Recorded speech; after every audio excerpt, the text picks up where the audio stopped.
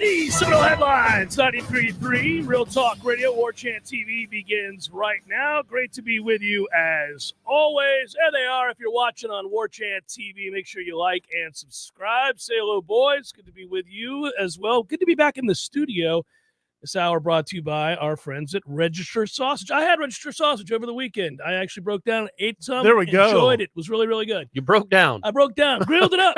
Grilled it. And I don't mean it that way. People know I just don't eat a lot of. You don't eat a lot of red meat. That's right. But you do on occasion. And when you do, it might be Register Sausage. That's right. Yay, sausage. What was the occasion? Just July 4th, or was it? No, it's Saturday. Oh, okay. Fair. It's just Saturday. My kids are out of town. I'm kind of celebrating. My kids are out of town. Oh, okay. So as much as I love them, it was a nice little respite for the wife and I. And I was like, hey, I'll grill out for you, baby. Jalapeno cheddar or just the regular? The hot. I like the hot. Yeah, just the which hot. is not really hot. No, it's not hot at but all. It's got a little flavor. It's got a little more flavor than the regular. To it. A little something. So.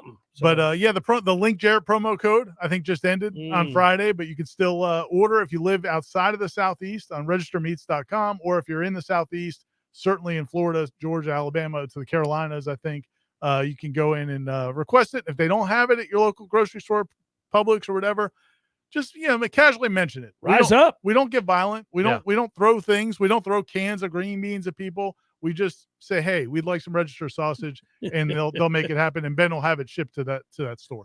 Cans of green beans. You're going violent, man. I'm just saying, got some weight to it, like tuna. Yeah, Throw some you can tuna do some at damage. somebody. Yeah. I'm trying to think. There's some big cans of food, man. Especially if you go to get one of those soups, like a big Campbell's soup. You can like a family soup. Oh yeah, you can take somebody kill down. someone. Yeah. We're not advocating that. We're not advocating that. We're not, clearly, right? I want to make that clear. Right. We're not advocating you killing Publix managers. So here we go. Let's say this. We have not, the three of us, been together or spoken of and had an opportunity to talk about what happened with the Big Ten deciding to one up the SEC and go grab the LA market. I know you wrote about it on warchant.com. You guys can read Corey's piece, but I looked at it as a reason to celebrate. I'm assuming you guys did too. This is the beginning of the end. Yeah. Or if you will, the jumping off point that we're all been waiting on. But I don't know out of this conference. Now that we know where it was going after Texas and Oklahoma, that didn't feel like a reason to celebrate. That was a reason for just despair on my part. Like, okay, this is all over. The sport I grew up with is completely done. Oh yeah, well, which was clear. You had some time to wrap your mind around that. But once we wrap our mind around that, and then we realized that the Big Ten is going to be the other super conference now, doing this with USC and UCLA. Yeah, now you start to get at least a little bit excited about what the future of the sport can be again, because I think there's going to be some equality there with these two conferences for sure, that I wasn't so sure of 6 weeks ago. I should have been, but I just wasn't. The SEC could have just been the lone tanker out on the horizon. But now the Big Ten, and that's going to create competition, which means teams like Florida State, Clemson, Miami are going to find landing spots because they're going to just keep building and adding, I would think. Well, we certainly hope. I mean, we certainly hope. Mm-hmm. I mean, the feeling is that that's where it's going to go. The difference between the ACC, I just want to throw this out there one last time. The difference between the ACC and the Pac-12 and the Big 12 was that the ACC's contract is not up. Pac-12's contract was coming up. Big 12's contract was coming up.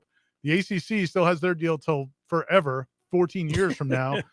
So that has to be resolved. Yeah. That they're not just going to let FSU or Clemson or Miami just walk away. So there's going to be everything's negotiable. So you'd assume that there's going to be some dollar amount that can be reached to make that happen, whether the whole ACC crumbles or whether just a few schools leave, whatever it is, and the other ones merge with other conferences. But the bottom line is this: they're not going to be able to walk away. I've seen some things written by people like, oh, the FSU should just go to the SEC. Yeah, it doesn't work that way. There's a lot of negotiation that is going to have to take place. The good news, to your guys' point, is it feels like that seems like a possibility. Whereas, I mean, 2 years ago, there were people who felt like, man, that they're not getting out of that grant of rights. Wouldn't you think, too, you heard right away the guy that broke the original story. What's his name? John Wilner? Is that who it was? That broke the USC, UCLA story. He said later that day, that the Big Ten was eyeing like North Carolina, Washington, Oregon, and Duke. Well, look, man, if North Carolina bounces, that is the end of the ACC. And that's another thing that should get Florida State fans excited, because I know Georgia Tech's been rumored a little bit to the Big Ten too. Miami, to me, would make sense to the Big Ten. But either way, if you know for a fact that the Big Ten is interested in other ACC schools, Well, they know there's a grant of rights. You know what I mean? They know there's something that would have to But be paid. it still has to be No, sure, negotiated. but- and the Big Ten is Fox, and the ACC is ESPN. Correct. So that's not going to be an easy like, oh, hey, give us these teams. There's an air of inevitability to this, For sure, though, and for that's sure. where you get excited. It doesn't have to be that it's going to be this year. I would prefer not to continue to be behind the 8 ball and amass a number of years in which these other programs are making $15 to $25 million per year more than you. But I do think that air of inevitability is real because the networks will get involved. And this is, if we're moving towards, say, 48 teams, 60 teams, whatever you guys want to argue about, and people argue about the number. Well, if that's where we're moving, like I had a guy basically tweeting at me that, well, the SEC, man, you're thinking too small right now. In essence, the SEC and the Big Ten aren't going to exist either. Right. The networks are going to run basically a professional football league, a notch below the NFL. Now, there's an argument to be made that the NFL already exists, but the point is that's where this is going. So, Florida State assuredly would be part of any group of 48 teams that are playing big-time college football. That's why now maybe 2, 3, to Ira's point, 4 or 5 years down the road, and nobody likes the sound of that. They want to go and get while the getting is happening.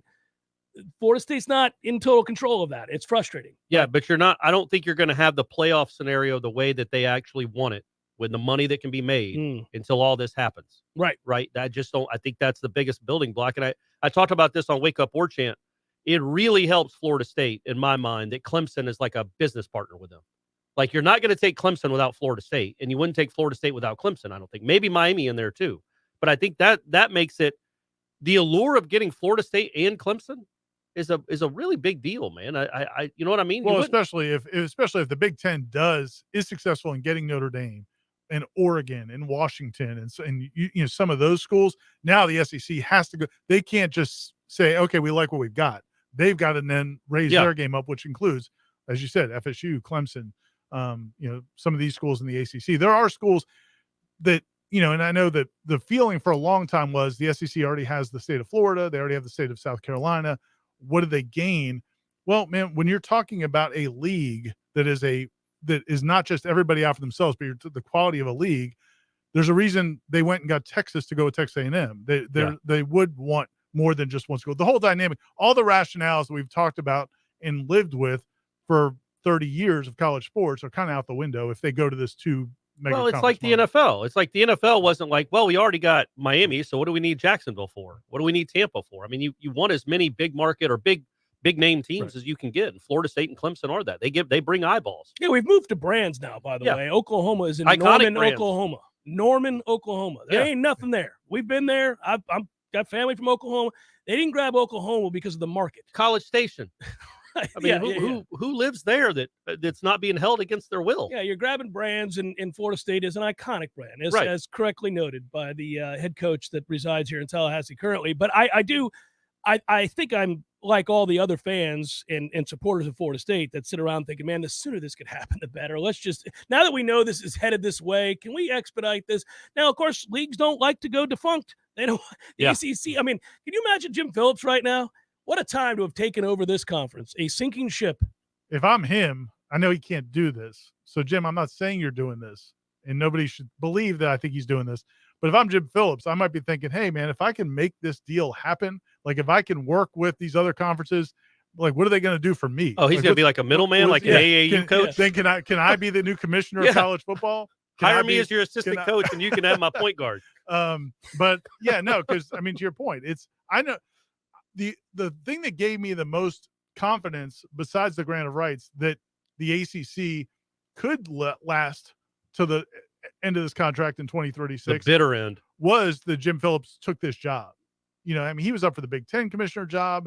One of the probably 5 or 6 biggest, well thought of administrators in college sports. So when he took the ACC job, I thought, okay, well, maybe this league's got a shot. Maybe Notre Dame is coming. Maybe there's got to be an end game for him to take this job, and maybe there isn't. But I think the point you just made there, Jeff, I think is important for people to realize this won't be as clean for whoever leaves the ACC, because again, the Texas and Oklahoma were able to leave, a couple years down the line. They wanted to leave overnight.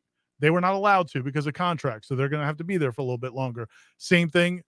with the Pac-12, their contract was up. So one school I think is out next year and the other one's the year after. But the ACC is a totally different animal. And these other schools that are going to get left behind are not going to be cool with just saying, okay, goodbye, have a nice time. We'll watch you on TV.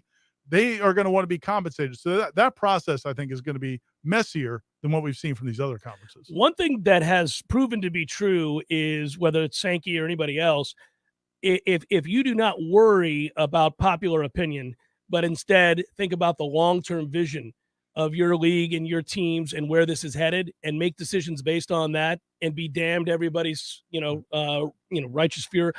Those are the people that are being rewarded, because for all the people that said and wrote and talked about, you're the reason college football is ruined, or you're the reason this is going to hell in a handbasket, they went, we don't care, because this is where this is headed, and peace. How about Kevin Warren in the Big Ten? They're just like, we got this alliance. The alliance. We got the alliance.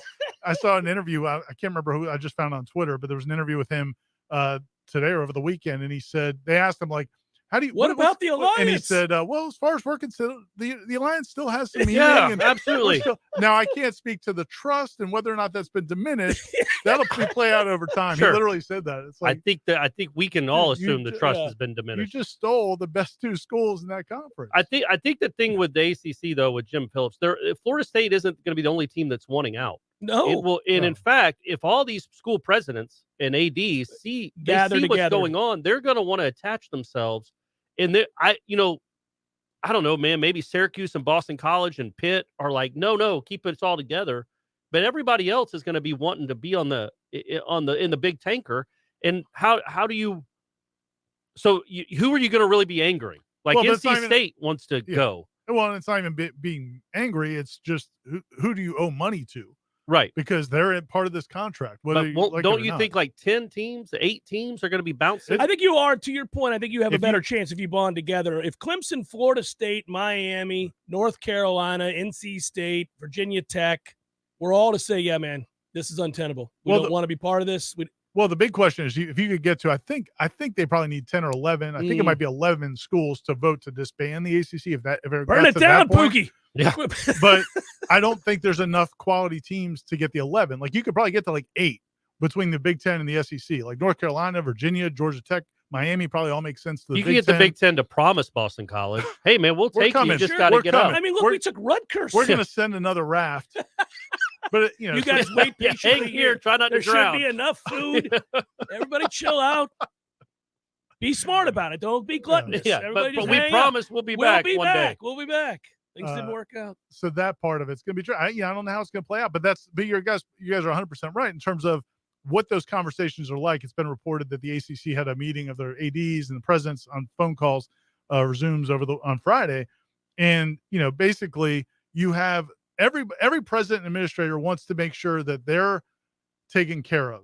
So how do you talk out of one side of your mouth, hey, what can we do to get Notre Dame and whatever else we got to do to strengthen our league? But on the other side, be like, man, how do I get the hell out of here? Yeah. So those conversations, I would love to be a fly on the wall for those conversations. I wonder how long that remains civil. I mean, these guys are fighting to be professional and to have the kind of discourse that we, that belies academia. Well, and look, man, but I can't imagine that you're going to be real civil for very long. Even if you do have to pay the full freight of the grant of rights, which I think now is it $390, $360? It's something nuts. Bazillion. So if you say you get out of, I think it's $25 million, $26 million a year for 16 years. Sure. So after 4 years, you've cut it. Let's say you join the SEC in 2027. Well, you've cut that by $130 million. You still owe $260 million to the ACC. But, buddy, I know that's a ton of money, but I think you'd have a pretty good time raising money if it was to get you to the SEC. I think people or the Big Ten. Whatever you have to do to get out of this conference. It's hard to build, get some money from donors maybe to build a football mansion. It's not hard to get them to leave for the SEC. Now, that's a ton of money. But, hey, man, by that time, Brady might be a first-round pick. He'll have some money to throw around. Sure. I mean, Bryce, too, will be a one and done. So we'll have the Clarkson cameras will be throwing some money to the train. I just think, by the way, most of that money would get paid by whoever it was that was welcoming you in. Right. Some of that, they'd at least go half and half. We got you. We got you guys. It's going to work out. TV deals. We got a lot of money laying around. It'll be okay. Come on in here and let's enhance the brand. Didn't they with Maryland? I can't remember exactly. I think that the Maryland got like a reduced share for a few years until they made up that money. Like I think the Big Ten fronted them that money. What a great decision that was by the Big Ten too. Maryland's really paid off for them. I'm sure. But think of it. You know what? How lucky is Rutgers and Maryland? Ridiculous. Or any of these schools like Vanderbilt, useless to the SEC on the playing field. Yeah. And they've done nothing at all for the brand. I mean, you think about some of the teams that have made it and will likely be grandfathered in. I have wondered this, though. Like, if that's where you're going, like, let's say you want the strongest of the conferences. Why wouldn't you, if you were the Big Ten, tell Illinois to have a good day? I think that's all going to be coming. I was going to say, like, when you'd be like, man, listen, what are you doing here? Illinois and Vanderbilt have done nothing who are with we their kidding? Yeah. Come on now. What's going to happen, I think at some point, there's going to be a demand that you have a certain level of resources, a certain level of money commitment to the game to stay. And then it's going to be up to those schools. Like Purdue, listen, it's been real. Right, but you have done nothing I mean, since God Drew Brees. bless you. I like your cool little P on the helmet there and all that, but I drove by West Lafayette on the way to Chicago. How was it? Awful. I shouldn't say awful. The highway was awful, but it did have a bunch of windmills, man. They have a windmill farm out there that's like 500,000 acres. That seems like it's fitting of West Lafayette. I mean, you go out there and look at the windmills. Here we go. They're cool, man. They were cool, but yeah, man, it's crazy. But I think for the first time, as somebody that covers Florida State and grew up cheering for this program, for the first time in like, I don't know, man, 4 years, 3 years, I feel a little hope. There's hope that there's some good news on the horizon. I've really kind of maintained a level of hope that this was, I mean, this it appeared to be it. where we were headed. Yes, this just accelerates. I think this is a bigger one than even Texas, Oklahoma, because that was just SEC saying we want to dominate the world. Well, yeah, but now they have a competitor. Mighty answer. But they have a competitor that answered. And now, okay, well, competition breeds more teams. Let's go. Yeah, let's get it on. Seminole Headlines, 93.3 Real Talk Radio, Warchant TV continues in a moment. We need a plumber quick. How long is an acceptable time to have to wait?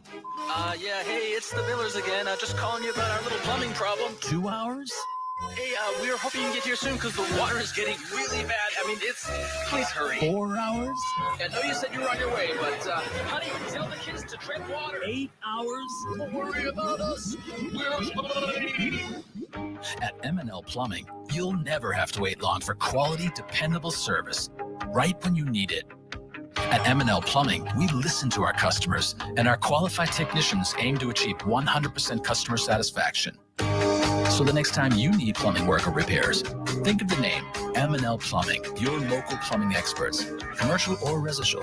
Give us a call, 850-575-9393, or visit us online at mndlplumbing.com. M&L Plumbing, for all of your plumbing needs. Matt, when you think of a successful Southern cookout, what do you think of first? The food, of course. The food, but you got to think about the food prep. And Hearth and Patio has thought about that with their awesome grills. What kind of grills? Fire Magic, Broil Master, Blaze Grills, Kamado Joe. Matt, they got it all. Wow. Custom outdoor kitchens. Create an outdoor cooking space. You'll be the envy of your neighborhood. You will be the envy of your neighborhood, and you'll make a lot of people jealous. That's because you called Hearth and Patio at 850-727-4282. That's 850-727-4282. Or you can visit Hearth and Patio online at hearthpatiotallahassee.com. It's a backyard barbecue party. Let's Lee Holcomb's number one more time. 850-727-4282. That's 850-727-4282. Go Hearth and Patio. They not only keep the home fires burning, Hearth and Patio will elevate your grilling game. Nice. Nice indeed. Well. Hey, Jeff, look at this place. Yeah. Well, doing well. It's been a while since I've seen you, brother, but, it hasn't been a while since I've been over to Gordo's. I go there on the regular because of you, Eddie. Well, we keep you regular. Well, that's true, but I think of Gordo's as a place to sit down, have a cold beer, talk to your friends, enjoy the sports, eat the delicious food. But I think of you as Uncle Eddie, a man who takes care of his people and takes care of the town. I appreciate that, Jeff. Hey, and we'll keep you regular. Gordo's, bringing the flavor and flair of Cuban food to Tallahassee since 1996. Hi, my name is Shannon Pash, and I'm the principal at Red Hills Academy. We will provide a challenging, rigorous curriculum. We will also work with our students to teach them how to set goals and then how to work to reach those goals. Red Hills Academy will offer the Spanish language every day. Relationships are really important to us, not just with our students, but with our families and the community. This benefits parents and students alike because parents get that involvement within the school. Easily apply online today at redhillsacademy.com. Wooden Glass has been taking care of families since 1945. Experienced, reliable professionals who offer only the best, like Wooden's top-of-the-line bath enclosures. Eye-catching storefronts are a specialty at Wooden Glass, and they provide precise installation. Wooden Glass, Tallahassee's first family in glass. Online at woodenglass.com. Call 850-222-5781. Life is stressful. Dinner shouldn't be. That motto is why Register Sausage has been doing business in the Florida Panhandle and Lower Alabama for over 75 years. A proud sponsor of Seminole Headlines, Register Sausage always provides the best Southern smoked sausage to over 140 grocery stores and restaurants throughout the Southeast. Headliners have discovered the Register's difference. You can too. To find a store that carries Registers near you or to buy directly, head to registermeats.com. That's registermeats.com. Register Sausage. Yay, sausage! Seminole Headlines returns now. Head to YouTube and search for Warchant TV today to catch the show live or on demand. Now, here's Jeff Cameron, Ira Schofel, and Corey Clark. Either way, all of this makes this season very, very interesting. And here we are in July, and we should be celebrating that fact because you got ACC kickoff coming up in Charlotte. Practice starts this month. Here we go. Yeah, it does. I mean, just say that out loud. Practice starts this month for FSU. So this interminable offseason that it always is accelerated this year because of the early game, the week 0 game. But, with practice, once it's underway, once practice begins, now you really start getting into the nuts and bolts of what guys are, where the competitions are going. And this year in particular, you've got a greater group of competitors with each segment group that I think is of interest to our fan base and to all of us watching, because there are some unknowns that are going to help shape the season.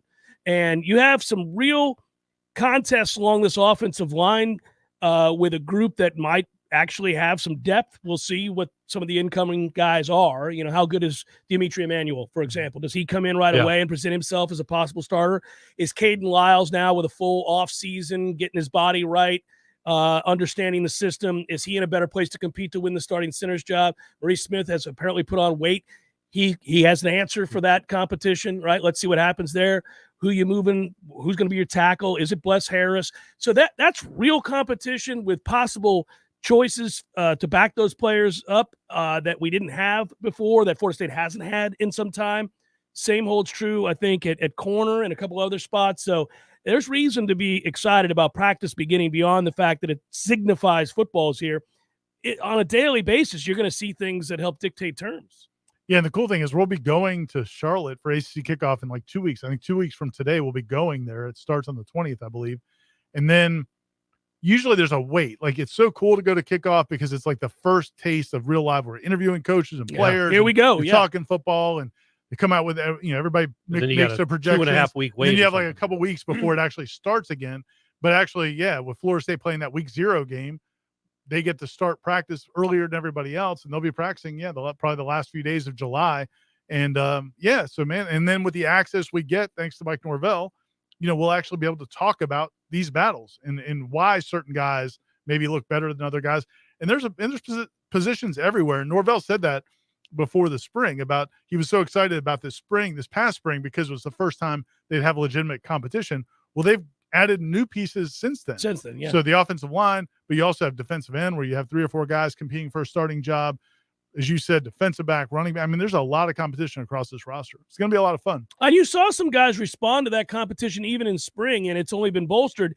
I thought that Mari Gaynor had a very good spring. I thought he was a guy that showed another level of intensity because, frankly, he has to, or else he's not going to play a lot. I mean, that's when you bring in Tatum Bethune, now everybody else gets slotted down some. And so right off the bat, a guy like DJ Lundy is out of the mix. So now he's fighting to get reps. Well, I think that's true of Amari Gaynor too. He showed a little bit more intensity, right? And then I think you'll see that obviously at receiver. I think you'll see that at defensive back. Renardo Green's trying to fight everybody off for that other corner spot. Kevin Noles could slide out there. These are things we've discussed in our offseason on Warchant.com and Warchant TV with the videos we produced. But these are all things that are legit. This isn't just us trying to convince ourselves that there's intrigue where there isn't.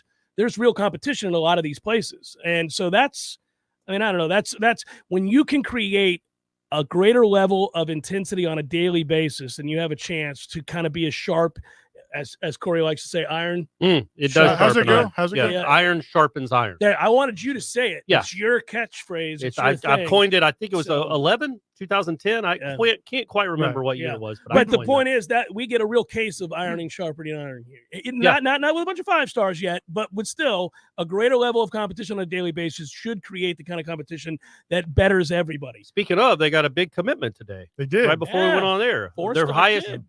D-line commitment in 5 years, 6 years, something like that. Keldrick Falk, he's a defensive end out of Alabama who was considering, I think, Auburn, Clemson, Florida. And we had a good feeling just because he seems so excited every time he came here. He visited Florida State, I think 6 or 7 times. Just really seemed to hit it off with They his needed staff. that, man. That's good. It's a big pickup. Yeah, that is a big pickup. Ryan wrote and contributed, so we need to read his latest question here. Did you see Packer and Durham announcing the last show, even though they thought, thank you, Lord? What do you think is going to replace it? Or who do you think is going to replace it? I don't think they thought, thank you, Lord. No, I don't think they did either. I think they thought, damn, we just got told to have a good day. Here's the thing. Ira is kind enough to reach out to me over the weekend and say, Jeff, let's go. He wants me to put my name in. Yeah, what are we doing? Gig, right? Yeah. They'd love us talking about the ACC. Guys, they would not allow me on the show. I don't know if you realize this, but the ACC is a sinking ship. But this would be the show. I don't think that I can save them, even with an entertaining morning show. I don't think there's anything we can do from a radio standpoint to salvage what's left of the ACC, friends. But guys, we've got Jeff Cameron. We got him. Yes, We're bringing him to Charlotte. He's moving here. He'll be based here, guys. Let's go. You can see things are turning for the better. North Carolina and all these other schools just left for the Big Ten. Yeah. These other schools, but we have Jeff Cameron. Jeff Cameron's here for the long haul. And he can talk about lacrosse with the best of them. You know the sport. Jim Let's Brown, go. one of the Let's best to ever do it. Great athletes of all time. And the TAC classes. Speaking of defensive ends, I was thinking about this when you were talking about the competition. If you had to put down money today, who's starting at defensive end for Florida State? Thank you, Ryan, by the way, for the Thanks, donation. Ryan. Yeah, thank you, Ryan. Appreciate you very much. Okay, so you're talking about the one spot with Verse is what you think is open? Well, I don't know. I think Verse is one of them. You think he's a starter? Yes. From day one? Yep. Yeah, Duquesne's It going to have seems trouble. hard to imagine him not starting, but I also think Dennis Briggs is a starter. And Derek McClendon had a good spring. I thought McClendon had a really good spring. Briggs is a guy, if he's right, I loved, and obviously I'm rooting for. I think you can use him in multiple ways, unlike some of those other guys. I don't really think you can use those other guys other than at end. So that's an interesting one. I like, when they're in passing situations, I like Briggs in the middle, and then you've got those three. And I think that's how that's going to work, by the way. Yeah. That's my opinion. But Verse is an interesting case study this year. How quickly, because we know his dedication to improvement on a daily basis, whether it be physically, mentally, technique, that's there. In my interview with him, he revealed that. He talked about it. Then we went out and saw it. He's going to make mistakes, but he's going to make them at 1,000 miles per hour.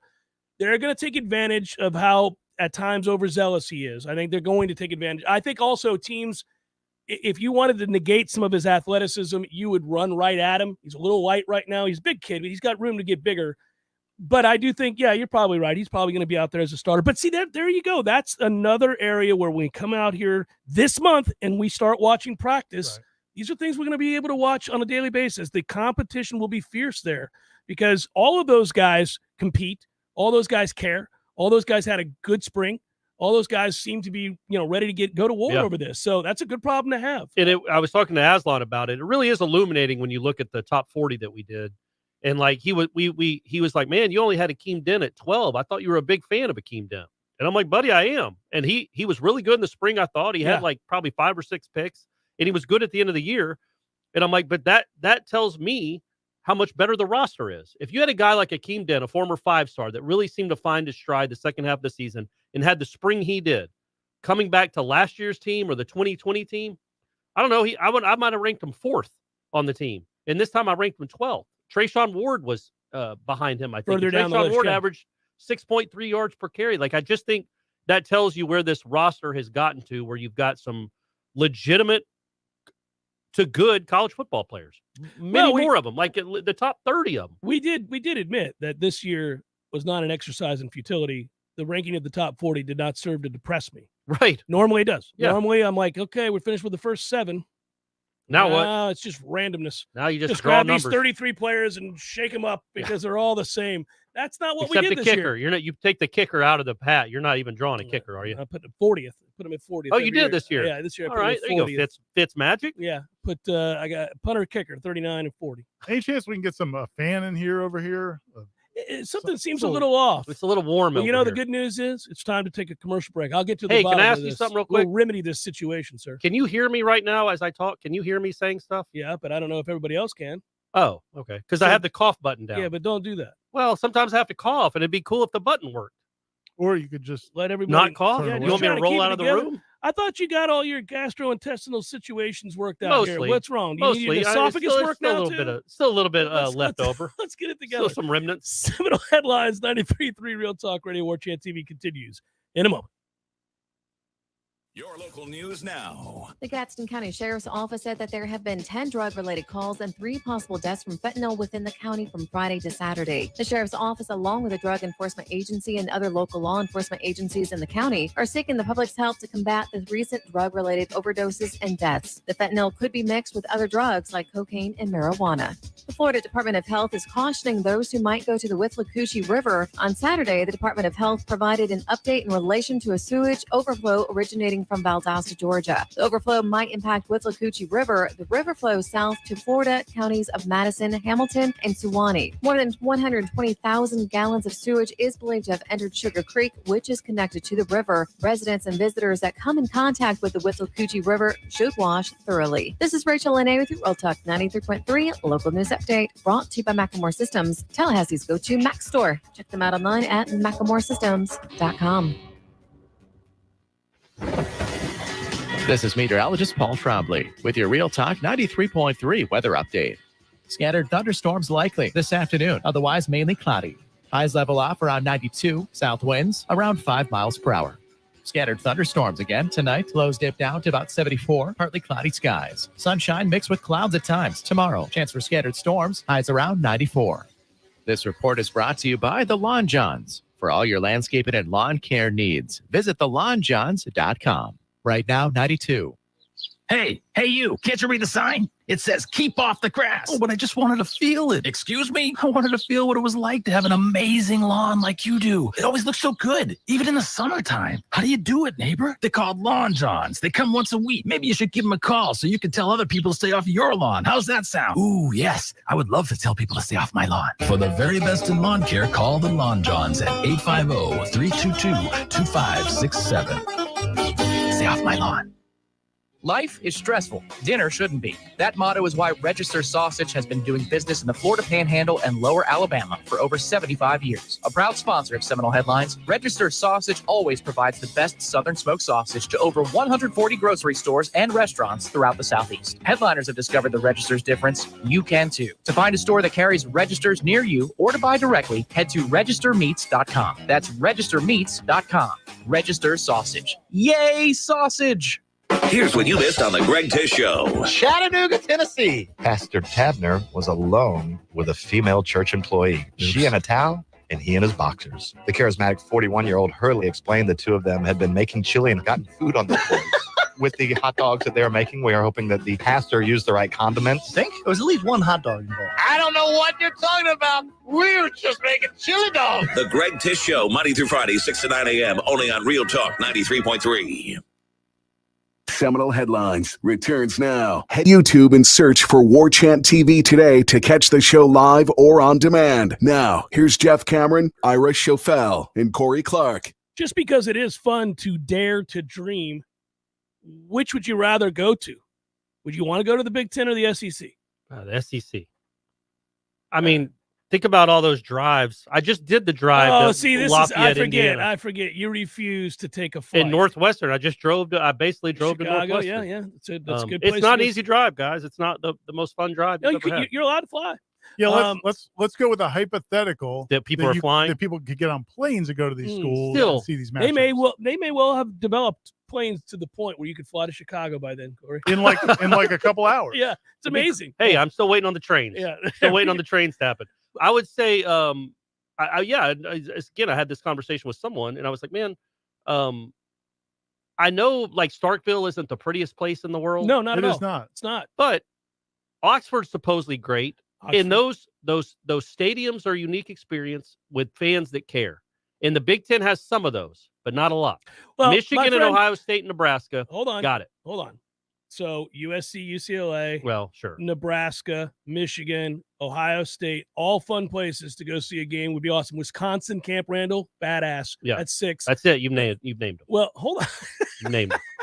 I think you'd have fun in East Lansing at Michigan State games. In November? I don't know, man. Oh, you worried about the temperature? I'm worried about all of it. This guy. This freaking guy. I can't fly. I don't want to. Yeah. He doesn't want to drive there and then sit in the climate control press box. I'm thinking about the fans, gang. Oh, yeah. I'm thinking about the fans. And the fans, I think, by and large, would much rather go to Athens, It's a shorter jaunt. Auburn. It's a shorter Not even jaunt, that. to be sure. You fit more with those fan bases. Oh, do they? Yeah. Do the ACC fans fit better? Florida State. You don't think Florida State fans fit better? I look down on most of the people in the SEC. Yes. Well, I mean, Jeff doesn't want to admit that those are his people. Right, No, yeah. no, I don't. So you look down on Clemson because Clemson's essentially an SEC fan base. Do, baby. No, that's a rabid fan base, solid fan base. Well, that's all of them. So you got LSU, Alabama, Love Auburn, LSU fans, by the Tennessee. way. Love LSU. Every time I've ever been there, great people, great fan base. I Good think times. it makes a little bit better than going to say Mississippi State. Yeah, that Mississippi State's the one though. A little right? shaky. All the other ones, like Lexington's pretty. Nashville's a cool city. Listen to him convince himself. No, I mean there's Big Ten's Indiana. Lexington is pretty, but I don't know that's why I want to pick them as a college football power. Well, right, but they're not a power. But it's like if you're talking about Getting excited the to go out allure, to see Arkansas, are you? Yeah, that's an easy drive. No, it's the Fayetteville's It not actually close. is not an easy drive. Fayetteville's I not drove it close one at time. all. Jim Lamar had me drive for the track national championships. Oh, that was tough. But don't you think, Ira? Wouldn't you think, by and large, most of these fans? I know you want to land anywhere, but man, Florida State, Tennessee, Florida State, Alabama, Florida State, LSU is much more exciting. Listen, I'm excited about both. I'm excited about either one. Yeah, you're not going to all turn jokes down. aside, all my snide comments aside, I'm telling you, I'd be excited about both. Get us the hell out of here. That's all I'm saying. Get us the hell out of here and let's go. Whether we're driving to Oxford or if we're flying to Columbus, I'm fine with that. Yeah, if you're stranded on the island and a boat comes by that says Big Ten, you're not like, hey, hold on. Hold on. I'm not There's sure. something off in the Squint distance. your eyes, Corey. Is that the SEC boat? It's a raft, Jeff. Okay, still. It gives us hope. I think, SEC obviously is a much better fit. One challenge with either of these, certainly with the SEC, is both of them, man, you're going to be third-class citizens for a while. Florida State was third-class citizens in the ACC, even though they were dominating in football. But it didn't bother us. Didn't bother us though. No, I agree. But this will be a little. This is going to be interesting. They're those schools. I mean, how all the complaints we've had about the officiating and all these different things, scheduling and all these things, and what are they doing to the non-traditional Tobacco Road schools? Well, that's going to be magnified, I think, in the SEC. Or the Big Ten. Let's worry about it when we get there. I'm with you. I'll tell you on what. the boat. We'll weep a little bit as we count our money. Yeah. Because at this point, this is untenable. And it's only going to fall further behind. So the idea of watching, a rival like the University of Florida pocketing $25 to $35 million more than you per year. Well, the projection just on is conference affiliation. I think the projection in 5 years is like 60 million. Yeah, it's 65 insane. million. And that's why this last week didn't change a whole lot for me, because I just felt there had to be a reckoning. Yeah. There was no way just that cool was that gonna, it came this quickly. Right. No, for sure. But I just couldn't imagine any scenario where this just went off into perpetuity, or at least until the ACC. Because it felt like, and you done. can't judge life on Twitter and reactions from national sports writers on Twitter, but it felt like Texas, Oklahoma, when that happened, it was all about the SEC exerting its dominance. That was the old story. That was the whole narrative. This became college football is changing forever. What's next? With what's next after this? This was the shot across the bow. Oh yeah, the Big Ten's like, yeah, we've got Los Angeles and New York. And I think the reality is there's also the Fox part of it where they're saying we want to be a huge player which in is college great football. which is great for people like Florida State fans. You want somebody that's going to challenge ESPN to make ESPN want you. And that's the question with Big Ten is you just have to wonder if there is an interest there to getting into Florida, to getting into the Southeast more. You know, as Gene said, he's heard some things about Georgia Tech in the Big Ten. Well, wouldn't you, if you were doing that, wouldn't you grab Georgia Tech and Miami? Yeah, that's what I'm saying. You could get the swath of the Southeast. I mean, you could get 4 schools with one swipe, or 5 or 6. So yeah, I mean, I just think that there's going to be. And to your point, Corey, it's good that you're not only dealing with the ESPN. That there's even the possibility where ESPN could say, hey, if we don't put Florida State and Clemson in the SEC, maybe somebody else might get them. Yeah, and that's not good for the SEC. Like the SEC fans would be like, wait, you grabbed whoever, name it school. You grabbed Virginia and Virginia Tech, and you didn't get Florida State and Clemson. What's the matter with you? So the one SEC thing, though, brethren, the good news is that we've known for some time that only live sports is going to survive in terms of what we're talking about with ratings and all. Nobody watches anything as it's scheduled now. Everything's a la carte, except for live sports. So everybody's gobbling up live sports rights. So and Maverick, people went and watched Maverick. So you're going to see it yet? Oh, so you're going to have, of course, the Apples of the world, the Netflix of the world, the Amazons of the world gobbling up. I mean, there's a fight for all of this. So that's why I say there's an air of inevitability with all of this. Florida State and Clemson and Miami, they're all going to get gobbled. If you were Kevin Warren or his aide, would you not reach out to somebody that lives in Georgia and be like, hey, would Georgia Tech be worth bringing them in? Because I've lived there my whole life. I've gone to sports bars there my whole life. It is 20 to 25 to 1 Georgia fans to Georgia Tech. That is correct. And anything that benefits the schools in the state goes to Georgia. Well, let me ask you this, though. So you can't think the ratings you're going to get. It's like ACC with Boston. They don't care. Not immediately. But maybe if Georgia they're Tech becomes something. $80 million a year for their football program or whatever. Now all of a sudden, change. I mean, that talent base is the population in Atlanta. When I went to Thomasville before you got there, and the high school football championships, it was whoever won in South Georgia won the state championship. Like whoever won the regions in South Georgia just dominated the teams from up where you were from. But man, when that population exploded, the Atlanta schools dominate everything in high school. The talent there is unbelievable. Georgia Tech has been, Atlanta's been rated by the Clemsons and Alabamas and everybody else. But if you poured a fortune into facilities, it became like the Oregon of the Southeast. That's what you're projecting. You're deciding, Georgia Tech isn't worth a damn right now, but what are they Maybe in 30 they would be. years? It could be. I think Miami's a much more, natural fit if you're going for a big market that Like, look, I know Miami, their fans don't show up for those games hardly ever, but I think they get pretty good ratings in that city, and that's a big city. I don't think anybody in Atlanta watches Georgia Tech. And they also meet the academic criteria that Florida State currently does not. You're talking about for the Big Ten. Florida State's trying to become an AAU team, or an AAU school, AAU team. A what? An AAU, the American Association of Universities. Right here. Okay. Like all the Big Ten schools have that designation. Yeah, so UCLA and USC both are in that. Yeah. That's why it was easy for them to and Georgia grab Tech does. 99% positive Miami does. Florida State's trying Isn't to that get cute that the Big Ten still acts like that matters? That's like a differentiator to them. Yeah, temporarily. I don't think that's going to be too much money. take. But as of now, they've been able to stick to it. Yeah, they have. Seminole Headlines, 93.3 Real Talk Radio, Warchant TV continues in a moment.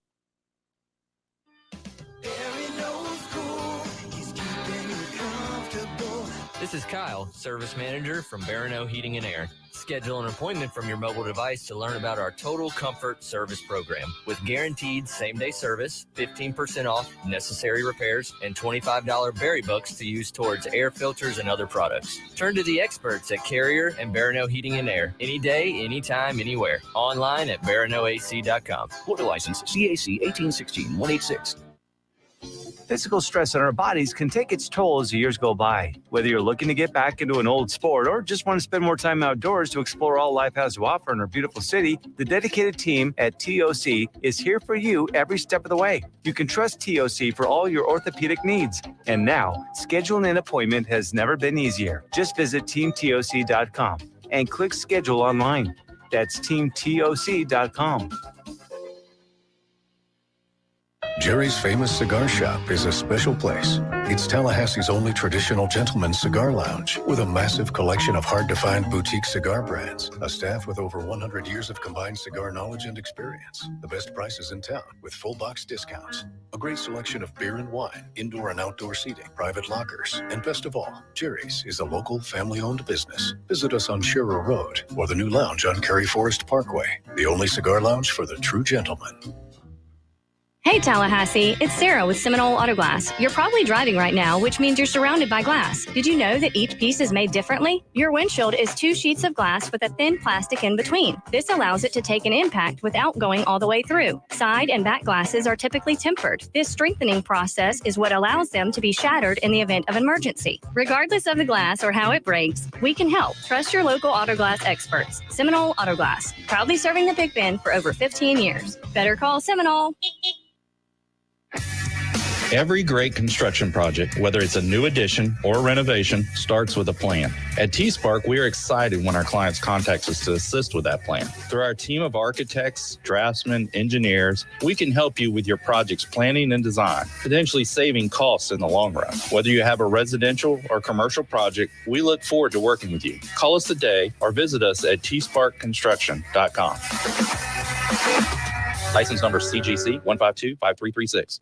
Many orthodontists in Tallahassee can straighten a smile, but at Birch Orthodontics, they're dedicated to providing the finest care possible. The experienced and friendly staff is trained in all of the latest techniques. So whether you need standard treatment like braces or Invisalign, or you have a more complicated case requiring extra attention, Birch Orthodontics is here for you. Set up your free consultation today by visiting birchorthodontics.com, BURCH orthodontics.com, or call 850-877-1692. At Birch Orthodontics, they create beautiful smiles that last a lifetime. Seminole Headlines returns now. Head to YouTube and search for Warchant TV today to catch the show live or on demand. Now, here's Jeff Cameron, Ira Schofel, and Corey Clark. You know, it's funny. Somebody brought it up on the chat, and it's true. Until such time that we get the next bombshell announcement, everybody's going to engage. Well, not everybody, but a lot of people will engage in wild speculation because, to be sure, there are legitimate conversations happening behind the scenes.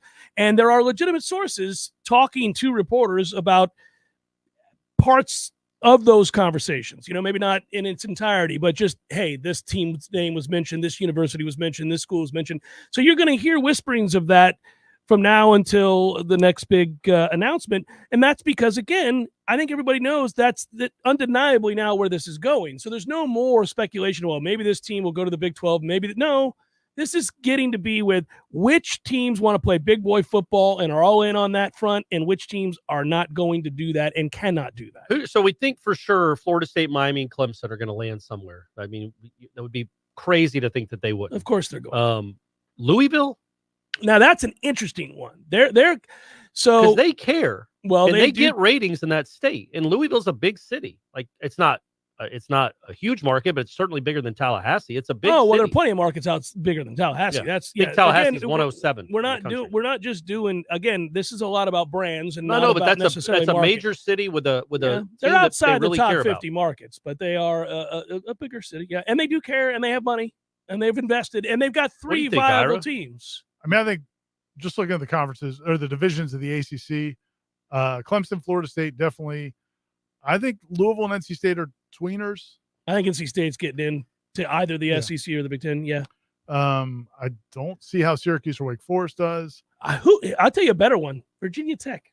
They're in the middle of nowhere. That is speaking of which, it's a good talent base. And there's a lot of talent in that. Maybe if they hooked area. on with Virginia somehow, if they latched themselves to Virginia. No, but see, I think they would go separate. I think Virginia, but that's interesting because that was the whole issue. That that's happened how for Virginia the ACC. Tech got into the ACC. That's correct because they weren't going to get in. But that's what's interesting about the UCLA USC thing is that UCLA and Cal are connected, and then Cal's like, what the? Yeah. In the Coastal, I mean, it seems like Georgia Tech would probably get into the Big Ten if that's how it shakes out. Miami, North Carolina are definitely getting in somewhere, and then Virginia Tech. I don't. Pitt's an interesting one. I don't know. Pitt's an interesting one. What does Pitt do, man? What's Pitt do for you? It's they got you to change a rule about a quarterback. Well, that's your argument about the damn city. I mean, Pitt's bigger than Louisville. Yeah, but I don't think that's. I've been to the games. They don't. They don't. Well, and necessarily care about that team. And the Big Ten network's already in that market. Like they're not going to get any more TV sets because they're already on all the TV sets because of Penn State. It gets interesting because you do have a cutoff point. You have to argue whether you think this is headed towards 48 teams. Yeah, to that's what 24. I wonder. Is it going to 60? If it's 60, then you easily let Virginia Tech and NC State and that's been the whole question facing administrators is nobody knows what the number is going to be. Is it going to be 48? Is it going to be 32? Is it going to be 64? And everybody that's not, USC, UCLA, Oklahoma, Texas is trying to figure out where they are on that. Yeah, there's a bunch of teams like Oklahoma State, for example. Right. I mean, that's a big enough program, but really, like, what are we doing here in Stillwater? Yeah. So then you see this with a lot of schools that are right up there on the fringe that you wonder about, and I think there's a lot of nervous people at those places. Obviously, and there's a report that Dennis Dodd reported that the Big 12 is trying to poach the remaining or 6 of the remaining Pac-12 schools.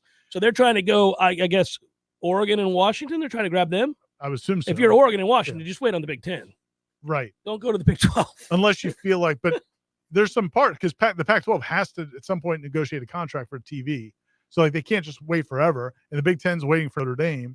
So there's just a lot of everything is, to your point, everybody's kind of speculating because I don't think anything's concrete. I don't think schools across the country have any idea where they're going to be in 2 years. They just know they better not be where they're at right now. It is also wherever you're standing, that's not a good place if it's not in one of those two. If you're the Big 10, your negotiating ploy with Notre Dame is like, look, if you don't come and join us, our schools aren't allowed to play you, and they will not play you. So good luck going into Texas and playing some SEC schools that might feel the same exact way. Like you either join a conference and help all of us together, or go play Texas Tech. It seems like a natural fit that they would just go to the Big 10. Yeah, but they want their independence. They value their independence, but where this is headed, I don't know that they're going to be able to do that. Maybe they can. Maybe they can. I don't know that they can't, but if the Big 12 did somehow get some of the better teams from the Pac-12, are they viable? And if they're viable, does that make the ACC schools feel like they're viable? And just trying to figure out if there's somebody they can add. Well, who is the ACC going to add if the Big 12 grabs Oregon and Washington? Who are you grabbing out of the ACC? Hoping for Notre Dame. Washington State. Notre Dame ain't coming. Washington State. You get to go to Pullman. You're screwed. Oregon State. Corvallis is really pretty. They're good at baseball. So it's up on the chat right now. Director Matthew posted it up there. Arizona, Arizona State, Colorado, and Utah mentioned specifically as teams being targeted by the Big 12, sources telling CBS Sports. Consideration of adding Oregon and Washington to make the Big 12 an 18-team league, the largest in FBS. Well, I love how there's also consideration of Oregon and Washington. No, those would be the ones you have to have. You have to get them. The first 4 or 5 don't do anything for you. Utah is interesting. That is a school on the rise in a state that's growing. So it's kind of fascinating to see what you would do with Utah. And they do go to games and they're passionate and they're good. Yeah. They won the Pac-12 last year. They're good. Salt Lake City's a big city. And I'm just saying Utah is an interesting one. When we have the larger conversation about where people end up in musical chairs, there are so many teams you could forget about and then think back on later and go, Arizona State is interesting. Arizona State, that's a huge stadium, passionate fans at one time had a place at the party. Yeah. Remember when we did this like 4 or 5 years ago? We sat down and picked the schools. If you restarted college football, like who would be invited to that 64? We actually went through it, and it's fun to do. Yeah, and Utah, I don't think was on our list back then, but maybe it would. Maybe it would be now, right? Like I would rather have Utah if I were a big time conference than Illinois. Oh, you're down on Illinois. Well, Jesus. Yeah, I'm with you. Go to Champaign, baby. Yeah. No, man. So is Stanford not on that list? Stanford's in trouble. So would the Big 10 take them? Stanford, that's the thing. Stanford can go F itself. As much money as they get in endowments, they don't need any more TV money. Well, they can just go win their sailing still championships. Probably like to be part of the bigger picture. They can win their sailing championships and their rowing championships and their directors' cups every year for the rest of our lives. I don't need them in any football conference. It might be prettier than Lexington.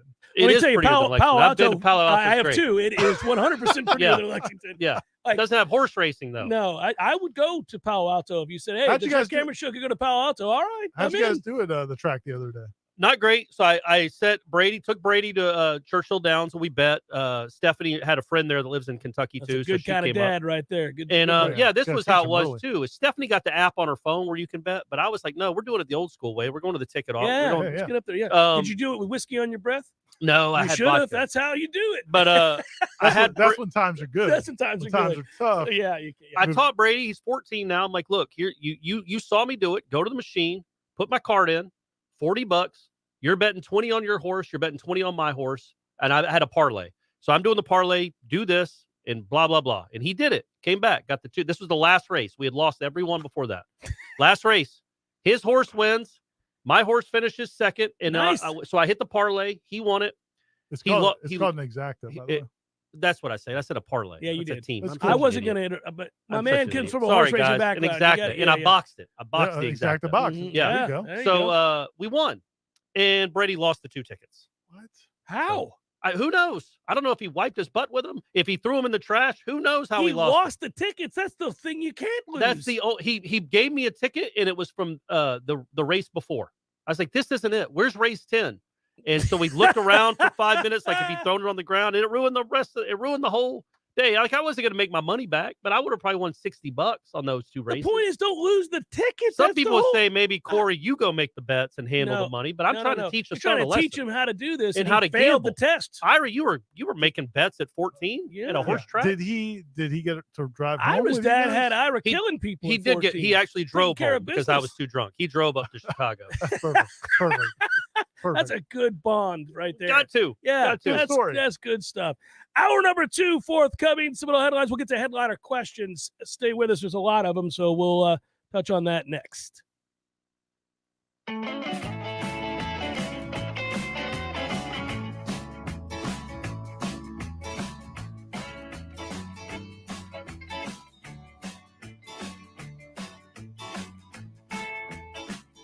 Coming up next, more of the Jeff Cameron Show. Live and local on Real Talk 93.3. WVFT, Greta, Tallahassee. Breaking news this hour from townhall.com. I'm John Scott. A 21-year-old is arrested following a deadly attack on a 4th of July parade in a Chicago suburb. A gunman perched on the roof of a downtown building in Highland Park, Illinois, opened fire on the crowd below celebrating the city's Independence Day parade. A few hours later, Police Chief Lou Jogman told WFLD about the person of interest. His name is Robert Bobby E. Crimo, Crimo III. Later Monday evening, police arrested Crimo. Kate Rappel tells WISN she watched his arrest from her car. He said nothing. He had a very smug look. He seemed to be very calm, cool, and collective, and which is just bizarre. I'm Tim McGuire. Philadelphia police continuing to search for the suspect who fired shots during the 4th of July festivities on the Ben Franklin Parkway in that city. 2 officers injured. Those officers taken to the hospital. They were treated and released. Also at townhall.com, a senior Ukrainian official in Sloviansk says the city has been hit by massive shelling. A day after Russian President Vladimir Putin declared victory in seizing an eastern Ukraine province essential to his wartime aims, Moscow's offensive maintains sustained bombardments across urban centers. The mayor of Sloviansk has reported sustained shelling of the city, which had a pre-war population of about 107,000. He's urging residents to take cover in shelters instead of trying to evacuate. The barrage underscores fears that Russian forces are positioning to advance further into Ukraine's Donbass region. I'm Charles de Ledesma.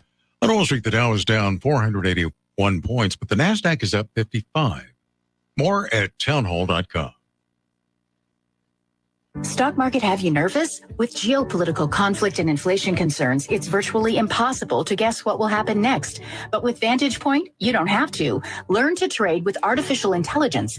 Text the word DEMO to 813813 and discover how to predict stock market trends up to 3 days ahead with incredible accuracy. Whether you trade stocks, options, forex, futures, or crypto, Vantage Point's patented artificial intelligence can give you a massive edge. Text DEMO to 813813 to get what you need to stay ahead of the markets and find big moves before they happen. Don't wait. Text DEMO to 813813. Trading involves financial risk and is not suitable for all investors. Past results do not guarantee future performance. By texting DEMO, you agree to the terms available at VantagePointSoftware.com/terms and consent to receive calls and text using automated technology that offers or info by or on behalf of VantagePoint. Your consent is not a condition of purchase and can be revoked at any time. Message and data rates may apply. Text DEMO to 813813.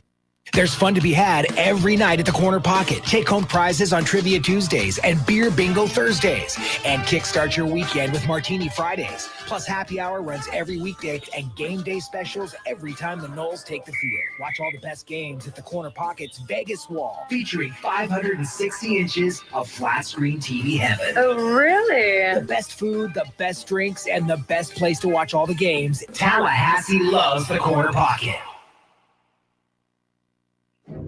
Live and living color and totally free. Subscribe to Warchant TV on YouTube, the digital home of Warchant.com. From the practice field to pregame and the phone calls afterwards, Warchant's YouTube channel is home to live programming like Seminole Headlines, Wake Up Warchant, The Jeff Cameron Show, as well as Trench Talk, a live Q&A with Noles offensive lineman Devontae Love-Taylor. Just search Warchant on YouTube and click or tap the subscribe button. That's it. It's totally free.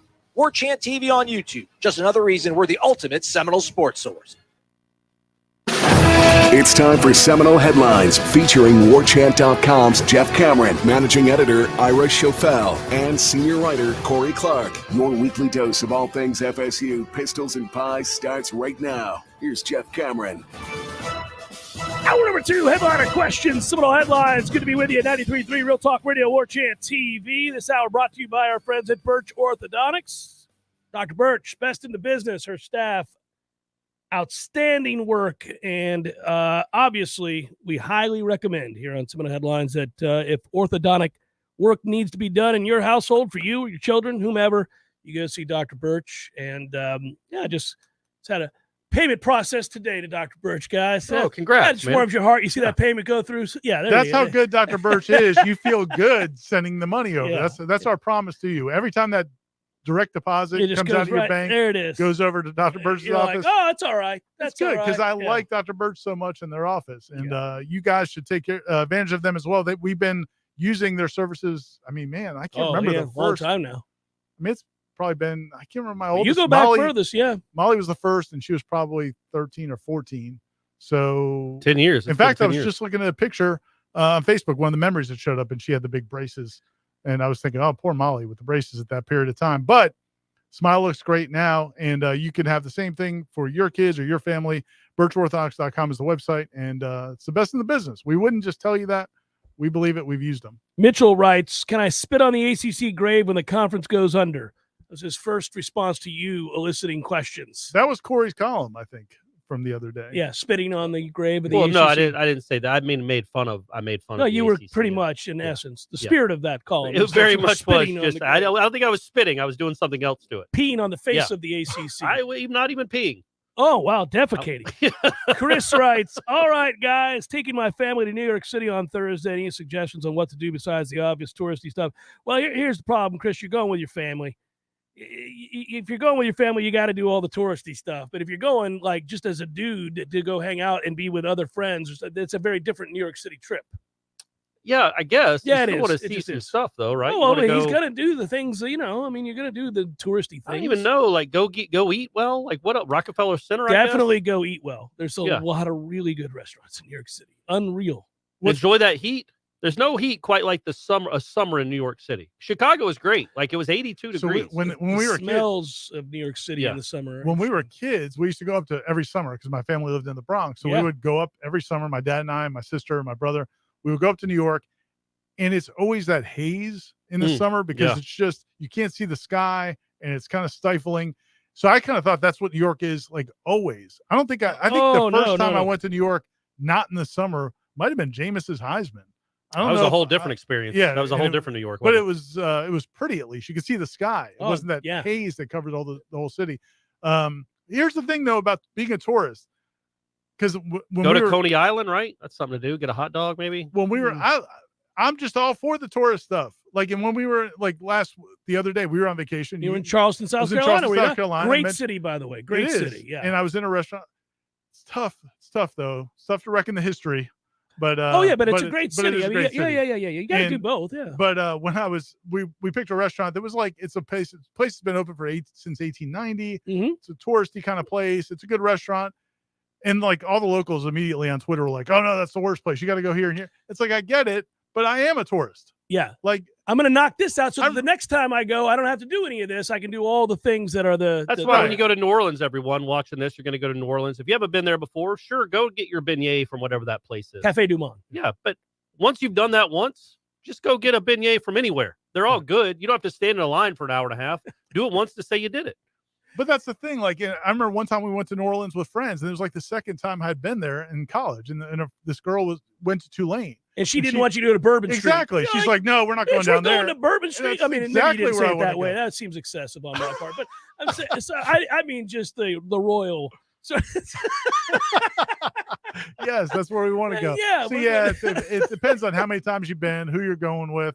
I would say the we love New one York. world. What's it called? It's not the World Trade Center anymore. One World Tower. Is that what they Oh, call it? so if you I go to feel like that's Memorial, something you need to knock off the list for sure.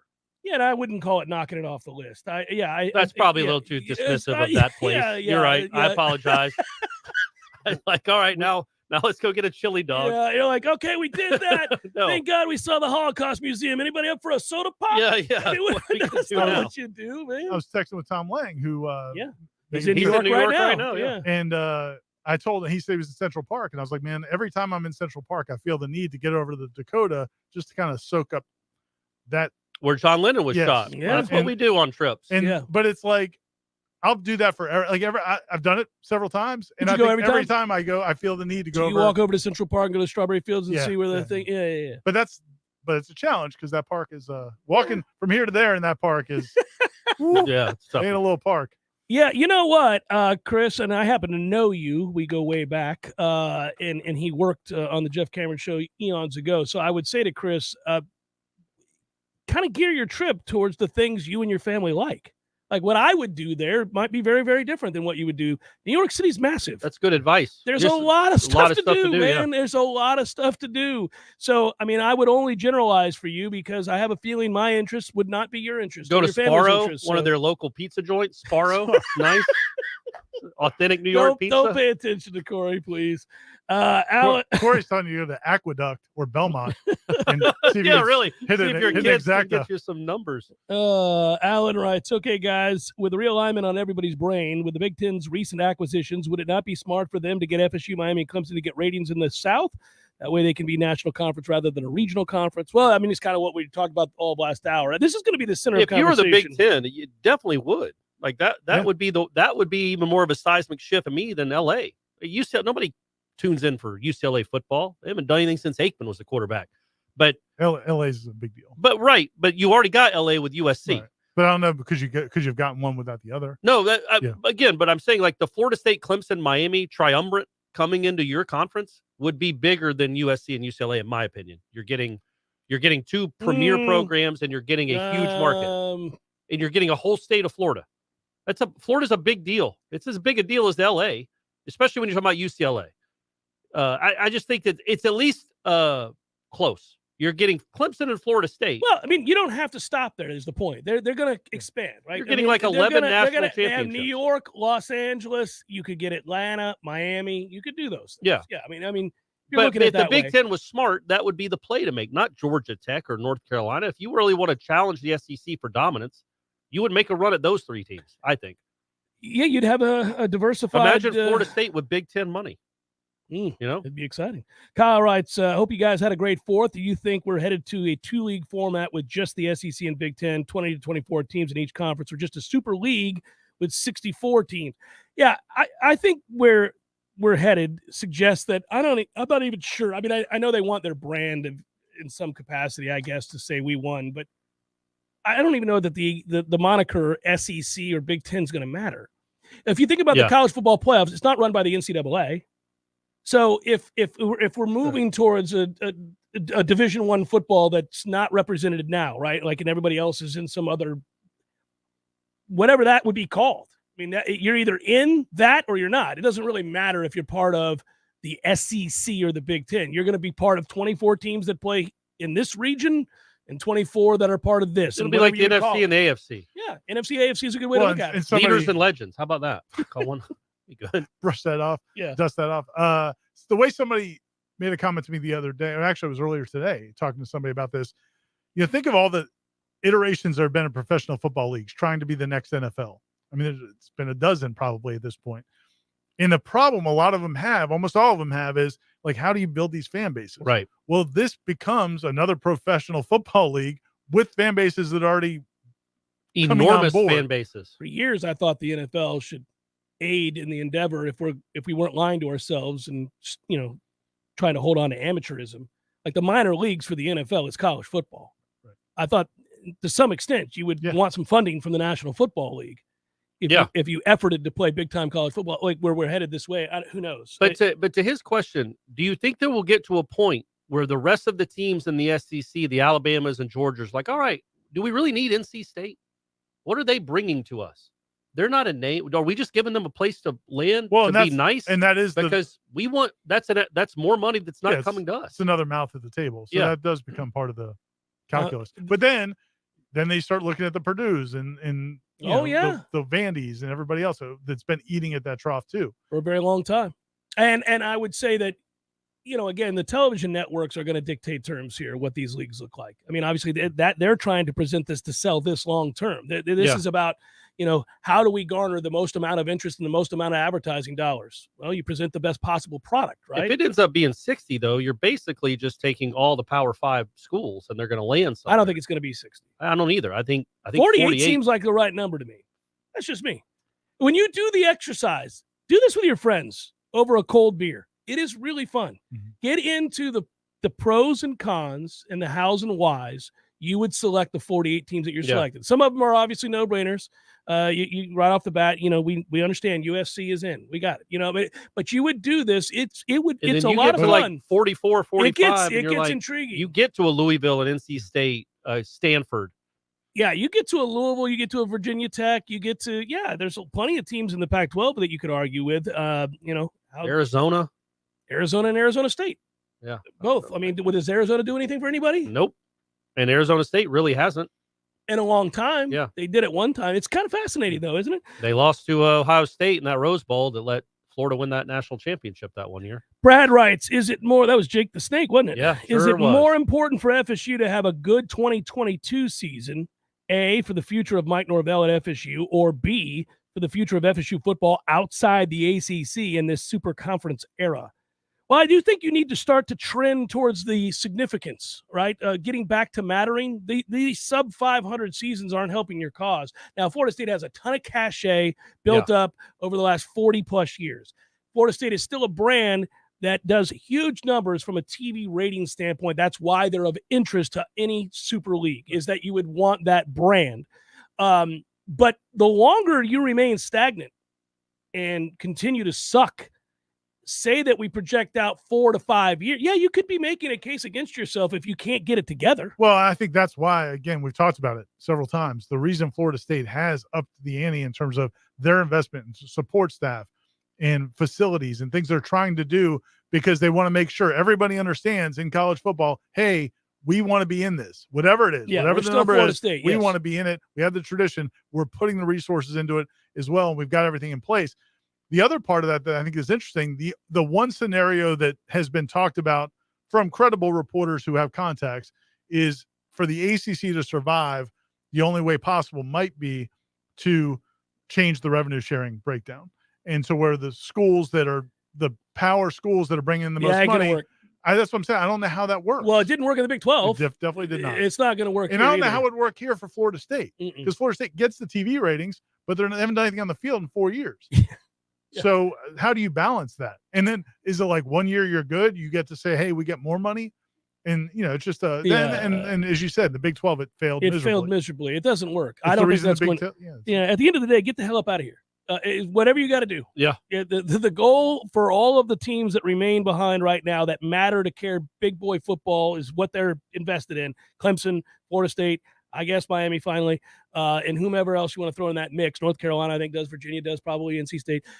They got to bond together and find a way to get the hell up out. I don't know. It's so easy to say it. And I know that there are legally binding contracts that prohibit it, but you've got to figure out a way. And even if Notre Dame was to join the ACC, they're not going to. They wouldn't. Why would they? But even if they did, I don't know if that's enough to convince you to stay. I still can't get over that quote. And I had just left the ACC meetings in Amelia Island to drive back when Jack Swarbrick, the Notre Dame athletic director, said to media at the ACC spring meetings that what's happening in college sports right now is every college is trying to get with those two suns in the solar system, and it's the SEC and the Big Ten. Everything that's going on is everybody's trying to figure out, can they get with those two suns? Dude, you're in the lobby of the ACC spring meeting. Yeah, they just put you up at a Ritz-Carlton, buddy. What are you doing? I couldn't believe it. It really didn't get a ton of play nationally. It's unbelievable. But I mean, that tells you how Notre Dame feels about the ACC. Were you laughing though? Were you like that? I just couldn't. I was just like, this can't be legit. Bravo, sir. I mean, the level of just take your pants off. You don't even care. Just take your Start pants peeing off. on the ferns. Yeah. Just do whatever. You don't put it care on my anything bill. about- Yeah. But that was a pretty good tell that maybe the ACC wasn't in their future. Look, the ACC has been a marriage of convenience for Notre Dame for these last few years. Gave them a home for their other sports. For Mike Bray. Exactly. We're in the conference too, man. Come on. We're in the conference too. That's the best. Seminole Headlines 93.3. Real Talk Radio. Warchant TV continues in a moment. Hi, this is Jamie McClenny from Trek Financial in Tallahassee. Managing downside risk in your portfolio is one of the biggest challenges that you'll face in retirement. Trillions of dollars in stimulus from the Federal Reserve and D.C. politicians, combined with zero interest rates, have propped up financial markets since the financial crisis ended in 2009. The Fed recently ended quantitative easing and has started to raise interest rates at a time when the global economy was already slowing. Have you considered what another 50% correction in the stock market would do to your retirement plan?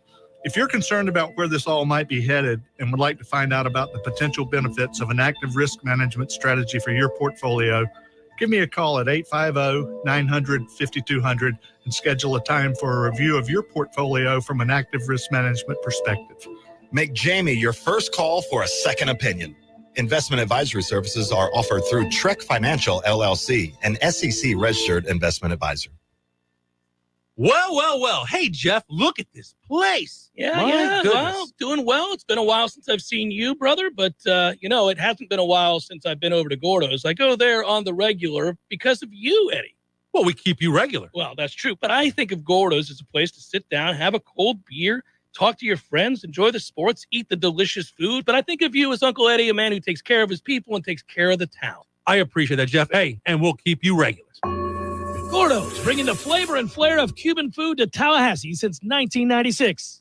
If you're hearing this right now and you or someone you know is active military, a veteran, police officer, firefighter, nurse, or a teacher, turn up the volume and listen to this. My friends Shannon and Chad, also known as the legendary team at Hamilton Home Loan, have a hometown hero loan program designed to make a difference to those who make a difference. When it's time to buy a new home, these guys will waive all their lender fees for hometown heroes. That's a $1,600 value right there out the gate. If you decide to use their preferred title company for the closing, you'll be saving another $600. That's $2,200 in discounts right off the top. That's like 20 tanks of gas in your car, everybody. Shannon and Chad are legendary for a reason. And today, more than ever, it's important to save as much money as you can, wherever you can. So if you or someone you know is active military, veteran, police officer, firefighter, nurse, or a school teacher, and looking to buy a new home, choose the legendary team at Hamilton Home Loans and ask about their Hometown Heroes program. Call 844-FSU-LOAN or just visit FSUHomeLoans.com. Equal housing lender. NMLS number 200719. Thank you for calling the Medicare Help Desk. How can we help you? Can you help me choose the right coverage for myself and my wife? We sure can. We can help you choose from Medicare supplements, Medicare Advantage, or standalone prescription drug plans from over 30 different insurance carriers. How much does it cost? We have a fixed income and can't afford extra expenses. At the Medicare Help Desk, the consultation is completely free. We are here to help. Thank you, Medicare Help Desk. Hi, this is Justin Colvin, founder of the Medicare Help Desk. In my 17 years of experience, I routinely speak to seniors who are overwhelmed by the multitude of coverage options available to them. That's why I created the Medicare Help Desk, a place for you to get clear answers to all your questions and make sense of all the confusion. I've helped thousands of clients, and I live right here in Tallahassee with my family. I am active in my church and wish to help and serve my community. If you need help navigating the Medicare landscape, I'm easy to find. Just visit the MedicareHelpDesk.com. That's the MedicareHelpDesk.com. Life is stressful. Dinner shouldn't be. That motto is why Register Sausage has been doing business in the Florida Panhandle and Lower Alabama for over 75 years. A proud sponsor of Seminole Headlines, Register Sausage always provides the best Southern smoked sausage to over 140 grocery stores and restaurants throughout the Southeast. Headliners have discovered the Register's difference. You can too. To find a store that carries Registers near you or to buy directly, head to registermeats.com. That's registermeats.com. Register Sausage. Yay, sausage! Seminole Headlines returns now. Head to YouTube and search for Warchant TV today to catch the show live or on demand. Now, here's Jeff Cameron, Ira Schofel, and Corey Clark. So this guy wants to know if we've read the Grant of Rights. Yeah, it's out there. I have never read it. I mean, have assumed that we're not being lied to about the restrictions. I use Ira to read it. It's like my Cliff's Notes. Yeah, if I can figure it out, that would be great. I mean, it's a typical contract, but the challenge is it's not long. He's done it. It's like 3 pages. Yeah. Because a lot of stuff isn't in there, and a lot of it's not really clearly defined. But basically, what it is like all great contracts. Well, it depends on who. They're murky. Yeah. Like the way it reads is that these schools, their rights belong to their TV rights, media rights belong to the conference. Right. Till that time. So the question becomes, so say FSU were to leave. They join keep the SEC, media rights. Yeah. But what does that mean? So that's the question that some people are trying to figure out. The Does that ACC mean, network is going to air like a Florida State-Florida game when they're no, but they just get the revenue. Yeah. Well, that's what the big question, I think the understanding most people have was that means all the revenue from whatever conference you go to, that revenue comes back to the ACC. And so you don't get it. Your school, your new conference doesn't get to split any of that money. It goes back to the ACC. There's questions about what does that mean? Does the ACC and ESPN still have the right to air your games wherever you are? So if you join the SEC, do any game you're in, any home game, does that have to go on ESPN? Even if you join the Big Ten, so to speak, nobody really has and I've talked to attorneys who have read it, don't have a clear total picture of what exactly it means. Doesn't it seem to you, and I'm just making an assumption here because most things end up being about money, that you're just searching for a figure that they would acquiesce? Yeah, like 200 million right now. Like $700 million, and we're out of here for all of it. That's it. We're moving on. Why would you don't need them 700 million. So right now it's 300 and something, like you said, plus they own your media rights. So if you're saying, you know what? Yeah, there's an exit fee plus they own your media rights. So you would say, look, I don't want to tie this up in the court. We both know we could go to court for years. 500 million. Can we ride? Yeah. I mean, I think if you have teams that bond together and say, what's the number? Especially if the ESPN partners or Fox or whoever it is. Right, the people with the unlimited, yes. Can explain it to these other schools like, okay, look, you can hold firm to this contract, this grant of rights contract, and at the end of this time, it's at some point, these schools are going to leave no matter what. Yeah. Whether it's 7 years or 8 years. Or you can take this huge sum of money we're offering right now. Yeah, when you had David Hale on, I think he made a good point. At some point, it's just a no-brainer to leave. You wouldn't just keep saying. So at that point, you're not going to have anything left. Or we can cut you a check for this today. And you can go give that to Pitt. Can you negotiate that? Yeah. And at that point, it may be worth it to those schools. Pitt's going to be like, take the money. Take the money. Pitt's coming, buddy. Pitt's coming to not going anywhere. Pitt's coming to the Big Ten. Scott writes, with major Doak renovations on the horizon, bar and grill.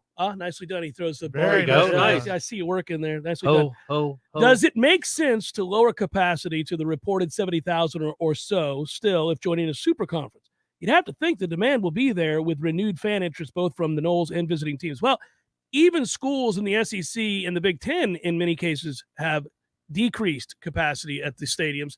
Alabama, who's been the most successful program in college football over the last 15 years, actually had games in which they didn't sell out.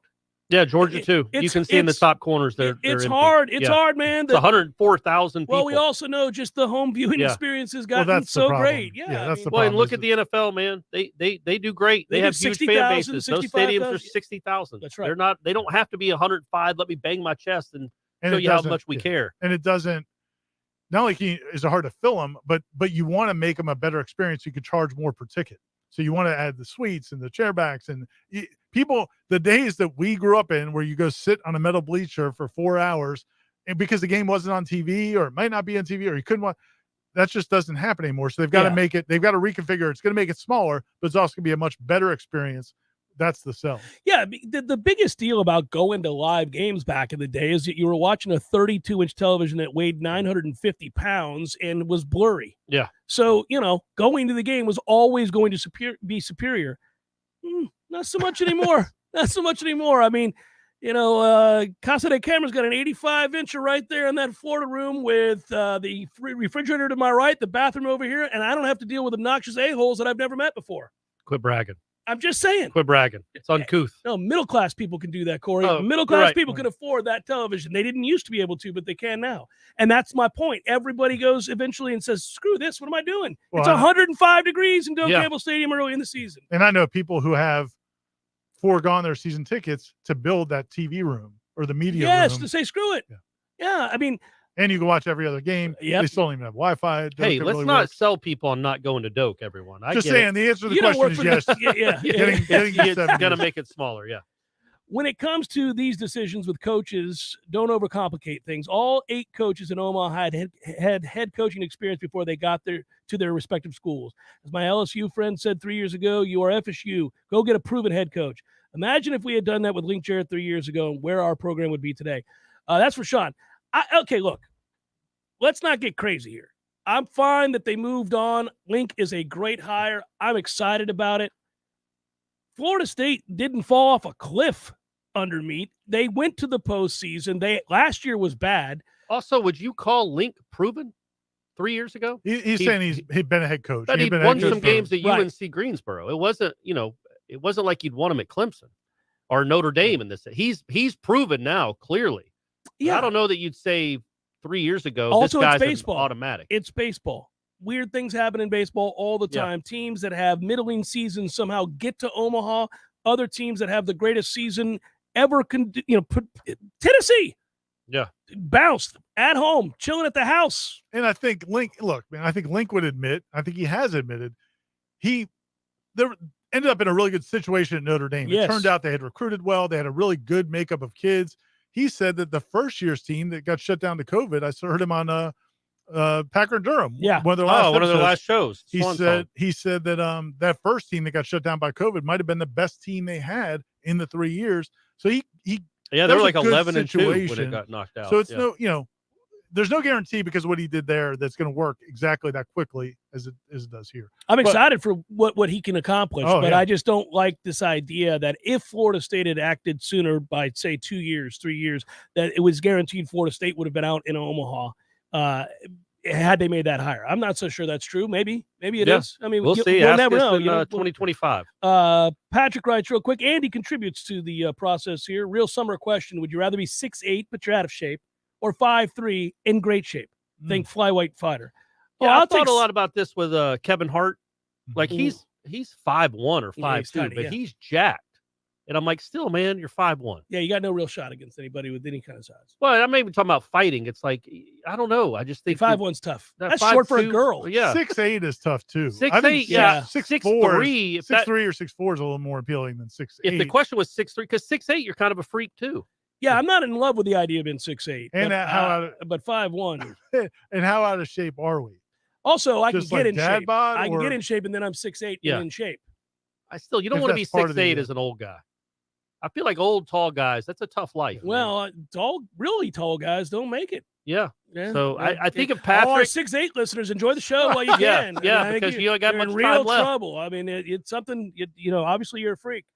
You're not going to make it. No, I just You're because not gonna make it. I'm 5'8", and y'all call me short all the time. I can't No, we imagine. don't. We do not. That's all you Have we do. ever called him You that? text me, wake up, shorty. I got a question for you. Time to get out of bed, midget. We're doing a show. I'd love to see your response if I did that. So I'm doing that tomorrow. So like I feel like I'm on the short end of the stick. 5 inches shorter than I am now that'd be tough, man. I don't care what kind of shape I'm in. You're still 5'3". You're still walk. It's a tough life. Hey, but we love you 5'3" and 6'8".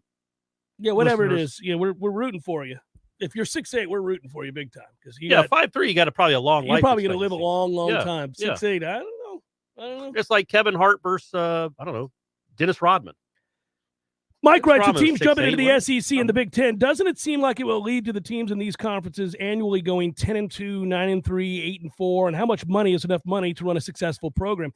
Oh, yeah, there's going to be people on the wrong end of some ass kickings here who aren't up to snuff, which is why you better get it together. You don't want to be half-stepping when you get the invite. You got to get, be ready to get it on. But it's going to be like the NFL where it'll be expanded.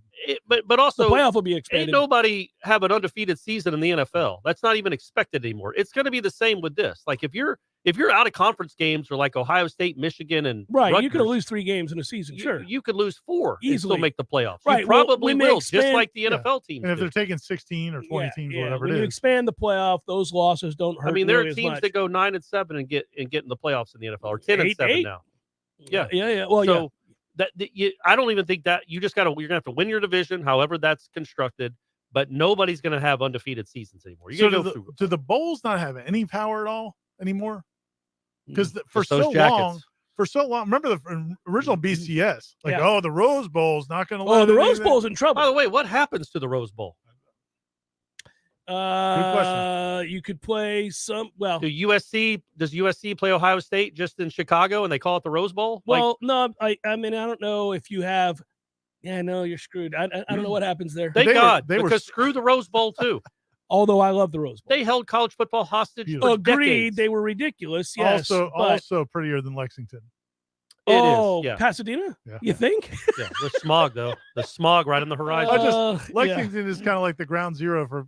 I don't understand your problem with that. Kentucky's a pretty state. It is guys. pretty. It was just such There's a pretty weird. parts Yeah, it to was just weird how you kind of ponied up alongside. Well, they got Lexington the mountains there. They got the Yeah, mountains. It is Yeah, the pretty gorgeous. Appalachians, right? Yeah. Lovely people. Yeah. Yeah. Well, some of them. Seminole Headlines, 93.3 Real Talk Radio, Warchant TV. Your local news now. The Gadsden County Sheriff's Office announced Friday night it was investigating an incident. Sheriff's Office deputies were at the scene of a residence after spotting the Hutley Road in the St. Hebron community in reference to 2 dead females. The Sheriff's Office notes the Florida Department of Law Enforcement is assisting the Sheriff's Office to determine the cause of the deaths. The Tallahassee Fire Department responded to 2 fires early Friday, one at Betterman Crossing Shopping Center and another off of Whippoorwill Drive. Firefighters found a golf cart on fire at Betterman Crossings around 1:20 a.m. The fire started to damage a building, but firefighters extinguished it quickly and stopped it from spreading into the business. No injuries or major damage to the buildings were reported. TFD and the Lake Talquin Volunteer Fire Department responded to a house fire off Whippoorwill Drive around 3 a.m. The home was fully involved and crews were on scene for several hours. The home was considered a total loss. This is Rachel Lene with your Real Talk 93.3 local news update, brought to you by Macklemore Systems, Tallahassee's go-to Mac store. Check them out online at MacklemoreSystems.com. This is meteorologist Paul Trombley with your Real Talk 93.3 weather update. Scattered thunderstorms likely this afternoon, otherwise mainly cloudy. Highs level off around 92, south winds around 5 miles per hour. Scattered thunderstorms again tonight, lows dip down to about 74, partly cloudy skies. Sunshine mixed with clouds at times. Tomorrow, chance for scattered storms, highs around 94. This report is brought to you by the Lawn Johns. For all your landscaping and lawn care needs, visit thelawnjohns.com. Right now, 92. Where is the best place to find Michelin, Firestone, Dunlop, Goodyear, and Bridgestone tires? Nice Tire and Auto Service. Where's the best full-service auto center? Nice Tire and Auto Service. They do everything from computerized alignments to brakes, tune-ups, and safety inspections. Where can you get complete auto service you can trust? That's easy. Nice Tire and Auto Service. 4792 Bluntstown Highway, just west of Capitol Circle. Well. Hey, Jeff, look at this place. Yeah. Well, doing well. It's been a while since I've seen you, brother, but, it hasn't been a while since I've been over to Gordo's. I go there on the regular because of you, Eddie. Well, we keep you regular. Well, that's true, but I think of Gordo's as a place to sit down, have a cold beer, talk to your friends, enjoy the sports, eat the delicious food. But I think of you as Uncle Eddie, a man who takes care of his people and takes care of the town. I appreciate that, Jeff. Hey, and we'll keep you regular. Gordo's, bringing the flavor and flair of Cuban food to Tallahassee since 1996. Life is stressful. Dinner shouldn't be. That motto is why Register Sausage has been doing business in the Florida Panhandle and Lower Alabama for over 75 years. A proud sponsor of Seminole Headlines, Register Sausage always provides the best Southern smoked sausage to over 140 grocery stores and restaurants throughout the Southeast. Headliners have discovered the Register's difference. You can too. To find a store that carries Registers near you or to buy directly, head to registermeats.com. That's registermeats.com. Register Sausage. Yay, sausage! Seminole Headlines returns now. Head to YouTube and search for Warchant TV today to catch the show live or on demand. Now, here's Jeff Cameron, Ira Schofel, and Corey Clark. Can always tell as we move closer and closer to football season. Thanks for watching the show on Warchant TV and listening on 93.3 Real Talk Radio. Up over 400 right now. Folks are locked in. They want to know, where's FSU headed? Yeah, we get the expansion talks helps too. Expansion talk, but then, also Florida State with a huge recruit. We did talk about Falk earlier in the show. Somebody asked that in the chat, but we did. And that's a great get. 4-star defensive end. I always get excited. Number 53 in the country, I think. Well, and I always get excited when you're beating out programs like Clemson and programs like Florida. And so, and a home state team like Auburn, too, one of them. So that's huge. And in that position, because, again, it's one thing to go get maybe a 4-star receiver, a 4-star DB. There's just a bunch of those. But to go get guys on the line of scrimmage, and they did last week, too. They got the offensive lineman, Rod Kearney from Jacksonville last week, 4-star offensive lineman. Now you get a 4-star defensive end. It's good too, because this recruiting class hasn't exactly been great. Fireworks, a lot of fireworks. So part of the problem you have too is that there's only so much. We'll say this until we're blue in the face. There's only going to be so much you can do in the world of recruiting unless you start winning games or paying a lot of money. Well, but you got to win some damn games. At some point, you're just not even going to be considered by certain guys right now until you prove it on the field. And they have a chance this year. If they better the product and obviously get to say 8-9 wins, something like that, you could see it change direction. But until that time, you're just not going to be in consideration. And it frustrates people for a variety of reasons. A, that's just not Florida State's history. I mean, obviously, you go back a long ways to where this was a destination school for the best players in the country. But then secondly, Miami right now has the new car smell with the new head coach, and they're making inroads in recruiting. They've jumped up from 30th to top 15, depending on where you're looking, right? Because they keep getting some big names, including a 5-star offensive lineman. But that happens if you can hit the ground running. And I think that's where Mike kind of got screwed. He couldn't hit the ground running, and then COVID happened, that whole situation. So right now, until Florida State wins some games, I just don't think you're going to get a lot of splash recruits, but that's one of them. But these last two are big. And their feeling is, I think the staff's feeling is, once they do start winning some games this season, they're confident that this season's going to go well, that they're in position with some other big-time guys that they'll be able to get if that happens. So root for a good season. Yeah. Everyone watching this. Howdy, fellas. How were those 4th of July celebratory Register sausage links? Ours tasted mighty fine, like always. FSU football question. What should be FSU's permanent baseline of expectations? I don't think we can ever expect to be back to the dynastic run of 10+ per year. That was a perfect storm and an anomaly in an era of less competition and less money. We have some advantages, sure, but in my opinion, we'll have to moneyball our way into a true Georgia, Texas A&M, Bama waters. Assuming a 12-game regular season, are we a baseline 9 regular season win team? 10, 8, more, less? I'm thinking 9 with special teams vying for playoffs.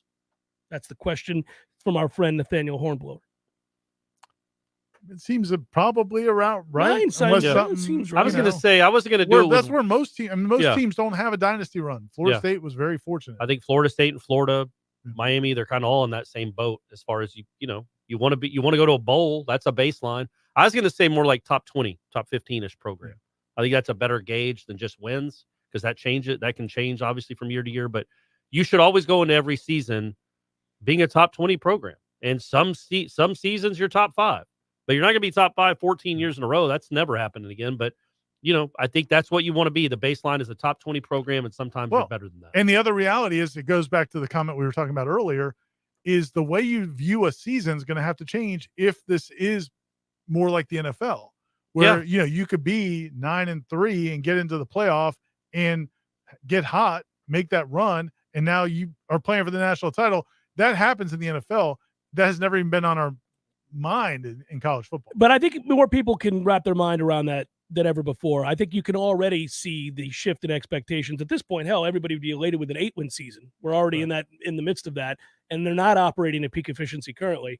But I would say this, like, if you expand the playoffs, you'll happily take an 8-4, 9-3 type campaign if that consists of games each week that you want to attend. Yeah. If you're going to see Florida State take on Tennessee in Knoxville, and then come home the following week and play Auburn at Doak, and then the following week you go to beautiful Lexington, Kentucky, as Corey God's would have country. you. Yeah, and then the week after that, maybe you go to Nashville to take on Vanderbilt, and then you're at Ole Miss, and then you come home and play Florida at the end of the year. If you go 4-2 in that stretch, and you'll be perfectly content with it. But seriously, if that's your season, if any given season you're talking with whomever it is that loves Florida State football, for me, guys, sorry, it'd be my dad. So if I'm talking to my dad about buying season tickets, and he's like, or renewing his season tickets for the 40th. I talked to my dad in a dream the other night. Oh, that's How'd it cool. go? I told him how Florida State football had been doing the last 5 years. He was pissed. He bounced pretty quick. He left the dream. Yeah, he did. He did. There you go, Florida State. Get it together. Corey can't even talk to his dad. My dad in dreams anymore. You guys are so It's too bad. bad. You didn't tell him about Brady losing the ticket, did you?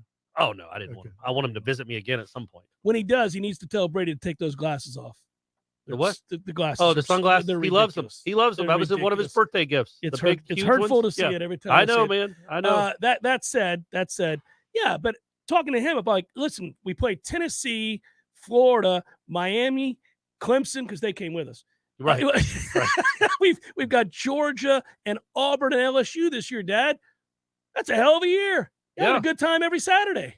Yeah, no, all of our thoughts would change. We just can't. You can't. The old metrics that we considered a good college football season or a good college football program gone. will be gone. Fellas, has our time in the ACC put FSU past the point of no return in revenue disparity? Are we destined for Wisconsin or Ole Miss status joining the SEC or Big Ten? Well, Wisconsin's status is pretty good. And no, it hasn't. I think if you put Florida State, even now, if you put them back on the same track, like now they're off running in the woods somewhere.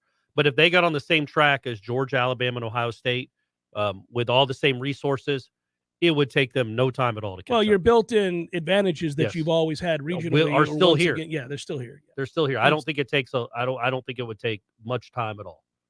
At all. I don't even know why it would take any time. Well, the one reason it could be is if you're having to make a deal where you're giving some of your money away in those first few years or whatever to make up the money to the old ACC. Oh, right. Then you may not have quite as much cash as the other schools in the conference, but you'd still be in a much better situation than you're at now. Jared writes, if you could design the two mega conferences, what 5 teams would you want with FSU and what 5 would you move to the other conference and never play again? I'd want Georgia, Clemson. That you play every year? Yeah. Miami, Florida, and I don't know, Lexington, Kentucky, Clemson, LSU. I said Clemson already. LSU, maybe. Let's take it to Baton Rouge, baby. Food's good. Yeah. I mean, I think there are a lot of schools, to your point about the SEC. I like Knoxville, so going to Tennessee wouldn't suck. They're passionate fans. I don't need any of that in my life. Still Lexington. Yeah, it's not even close. It's not his safe haven of Lexington, Kentucky. How many times have you been to Lexington? He drove through I've never it once. been. I drove past it. Yeah. I drove past it. It was just pretty on the way there, man. It was a pretty countryside. Man. And I know they love horses. The grass here is beautiful. It is. It's bright green. We should play football here every year. They got a good fan base. They fill up that football stadium, even though they're Kentucky. South football. Carolina's got a great fan base too. Don't need any part of them. They can go to the other side. We can get rid of them. Yes, Yeah. I agree. Yeah. Who do we kick out? Like who? I don't. NC Who do you State? just not want to see anymore? I don't ever need to see NC State again. You can go to no more piss bombs to dodge when you go to their games during the fair weekend. Yeah. That's one for sure. Boston College, Syracuse, does that matter? They're not coming with us. BC and Syracuse aren't in the conference. It's a hard question to answer because I don't know who's actually in the super conference, but I would say you don't ever need to see Purdue. You know how they or Indiana. When coaches get hired, they get tickets as part of their contract. Link Jarrett just got part of his contract was he gets tickets to sporting events, like 4 tickets to FSU football games or whatever. Link, when you see that text come through, partner, no, let's go. My point is they should offer those up to the schools that get left behind. Like, hey, we're gonna leave some tickets that we'll call for you. You want to see that Florida State Tennessee game? Yeah, here's 4 tickets. Yeah, that's PC. nice. Here, you can come watch us play. Garvin rightfully targets Corey. Uh-oh. Welcome back, Corey. Hope you didn't spend your entire vacation in a depression spiral after your new favorite hockey team lost in 6. That's a tough Way one. to go, buddy. That was a tough one. Yeah. We were actually at Harry Carey's restaurant watching the third period on Brady's phone. Did you go back to the back of Harry Carey's restaurant around the corner where a lot of times they don't have people seated? Because I'll tell you what, you should have if you didn't. There are pictures of him as a young reporter talking to freaking Babe Ruth. Oh, no, I didn't see that. How cool is that? I was too busy watching my Lightning. Yeah. And that was a tough one. I cursed your name when we lost. I was like, man, that's on Corey and his family. 100%. I don't feel like that's true. His girlfriend, his son. I shouldn't have watched. It's on That was him. the problem. I shouldn't have watched. But that's cool. It's for anybody out there. If you go to Harry Carey's bar, I've been to that place a bunch. Go, like, there's a The bar or the restaurant? He's got like 3 of them. Right. Is it the nice steakhouse? Yes, the nice one. Okay. All right. The first one. Yeah. If you go down that hall, you'll see pictures of his career, right? Right. And it's just a brick wall.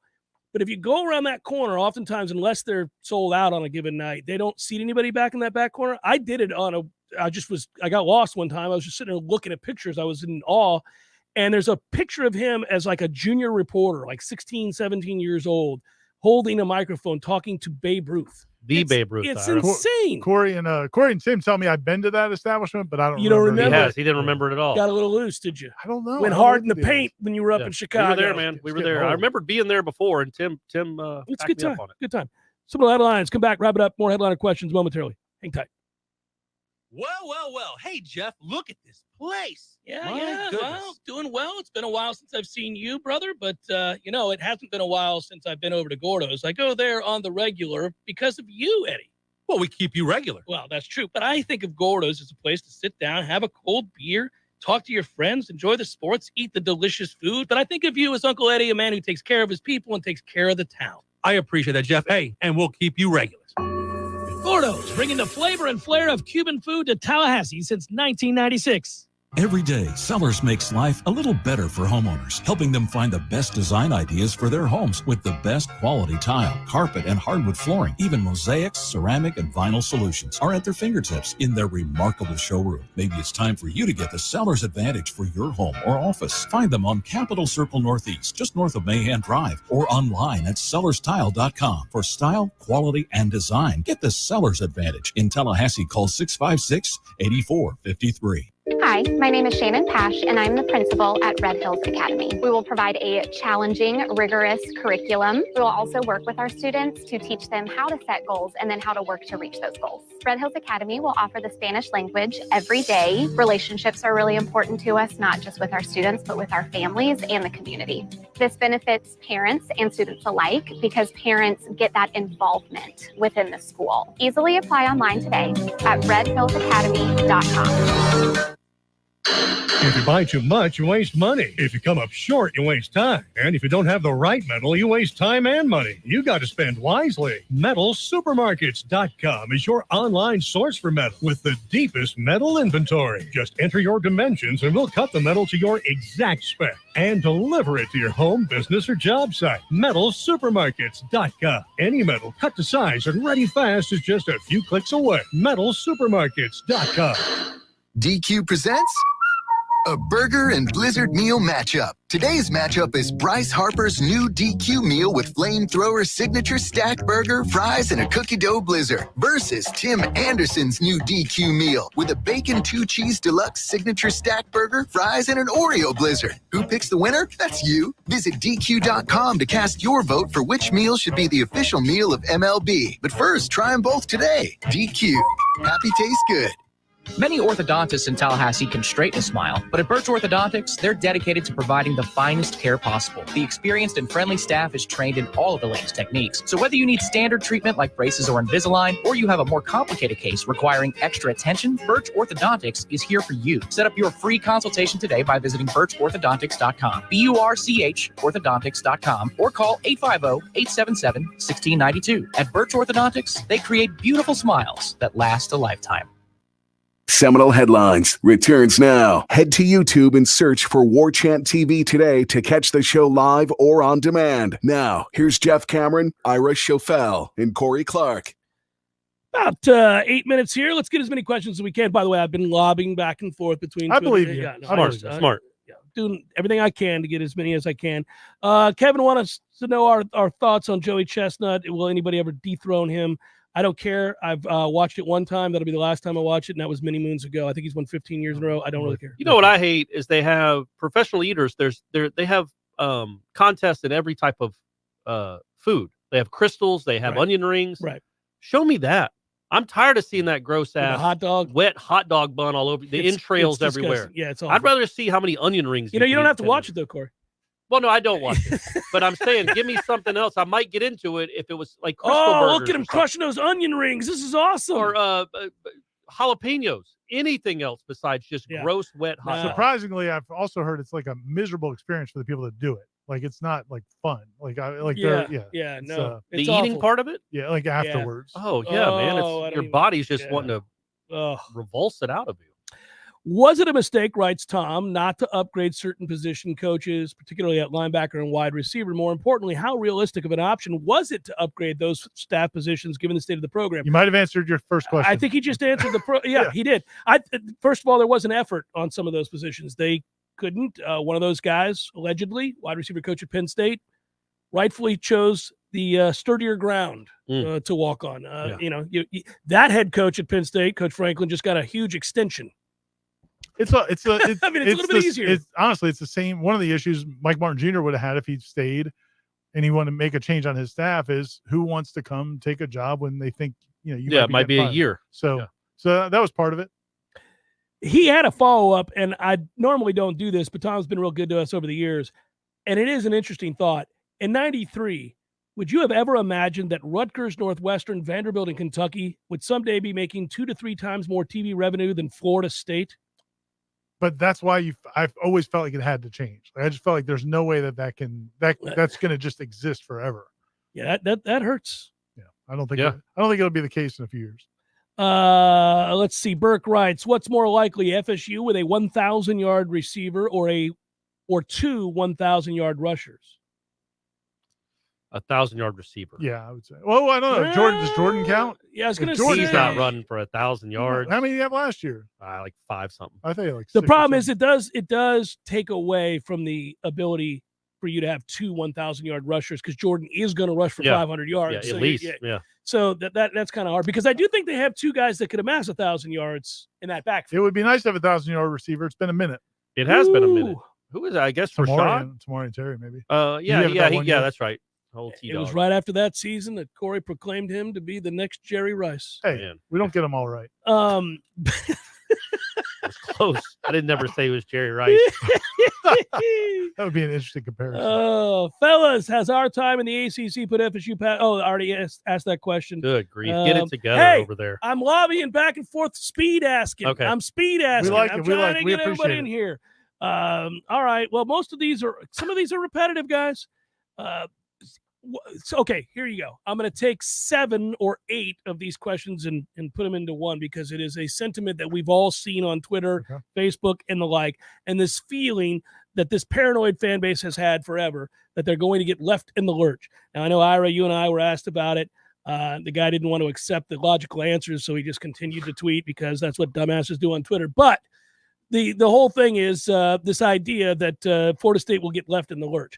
And I think there's 0 chance that Florida State gets left in the lurch because, again, I think where this is headed inevitably is to super conferences, 48 to 60 teams. There's no super alignment or whatever you would want to call it in the world that would not have Florida State in it if there are 48 teams or 60 teams. Yeah, correct. Like who's out there now that you would be taking over Florida State? I mean, again, who? I wonder how many of Oregon these and Washington? Maybe Oregon because of Nike money? Well, Phil's getting in. But I guess my point is, wouldn't Washington fans be like, I don't know. I mean, well, Seattle's a big city. But they haven't been relevant in a while. If you're worried, they at least Florida made State the college fans are football worried playoff about at one point. But Florida State fans are worried about relevance and that they haven't been good in 5 years. Man, you've got to think bigger than that. Yes, like the people that are making these that. decisions are looking at the whole of the last 40 years, or they should if they're smart. But there's also the residual mindset from the old landscape, that's exactly what's happening. Which was the 2 reasons you expanded was for recruiting and for TV dollars. And so since the SEC already has the state of Florida, they don't need to come in. And if Big Ten got Miami, maybe they wouldn't need to come into Florida because they'd have the recruiting and the TV. I don't think that's true because I think the numbers are going to work out to a place where everybody's numbers are going higher than in terms of numbers of schools. Right. Like the Big Ten's not going to stop right where they're at. They're going to keep adding schools. So the SEC is going to have to keep adding schools. If it was 32, yeah, FSU would be in deep trouble unless they could kick some of those other schools out. But I also think we call it the Big Ten and the SEC as if they're making the decisions. It's Fox and it's ESPN. ESPN wants Florida State. Like whether Florida does or not, or Georgia or well, remember the SEC already turned their back on the other SEC institutions by having Texas come in after having Texas A&M. We've already seen them do this. They had to do the whole thing behind Texas A&M's back. Yeah, they screwed them. Yeah. Yes, and you don't think they would screw South Carolina's sorry ass for Clemson? Yes, they would. Of course they would. And so I think it's not just you have to be appealing to the Greg Sankey or Kevin Warren. It's Fox and ESPN, man. That's who's paying the bills. Television dollars, and we get back into this again. I'm not even real sure the conference affiliation is a thing in 15 years. It's just about the two divisions, the two leagues. Television. I'm trying to think of the scenarios of us doing Seminole Headlines where FSU's in the SEC. Like that would be a lot of fun. Like now we're talking to we're not making fun of David Cutcliffe. We're making fun of there's a number of wonderful candidates. Yes. The other scenario is like where the ACC becomes like the AAC and the Florida State's in it, and we're still doing Seminole Headlines. Man, Tulane's coming up, guys. Yeah, and that's harken back to the 91 game. What would be difficult is that somewhere along the way in the middle of a show, you'd hear one of the three of us, if not multiple times, sniffling a little bit, just groaning a little bit. It might be like a suppressed cry. I think it'd be more anger, like kicking equipment. Like I think it would just hit us like. Look, man, Tulane's got a guy who ran for 850 yards last year. He's going to be tough to stop. And you're like, slam against the ground. Mother! And the door would just, I don't want to do it anymore. I'm done. Yeah. Well, we've said that before, but yeah, that's a toughie. Guys, the Norvell Bowl with Memphis has been a staple of this conference. We've loved it ever since we first had the first one in 2023. You know, we never answered that one guy's question. Is it more important that Florida State have a great season so that they can get their ass into one of these great conferences sooner rather than later, or for Norvell? Norvell. It's Norvell. I think they're appealing no matter what. Yeah, I agree with that. But Norvell, on the other hand, an 8-win could be in a little bit of trouble. Tilt the Big Ten to be like, you know what? Florida State is a football. Hey guys, school. have you guys thought about FSU? They're pretty good this year. It's not terrible. It's something to think about. All right, good work out of you, Ira. Good work, Corey. Thanks to all of you for watching and listening. Be well. We'll be with you all week long. Jeff Cameron Show back tomorrow. Take care, everybody. Good job, Matthew.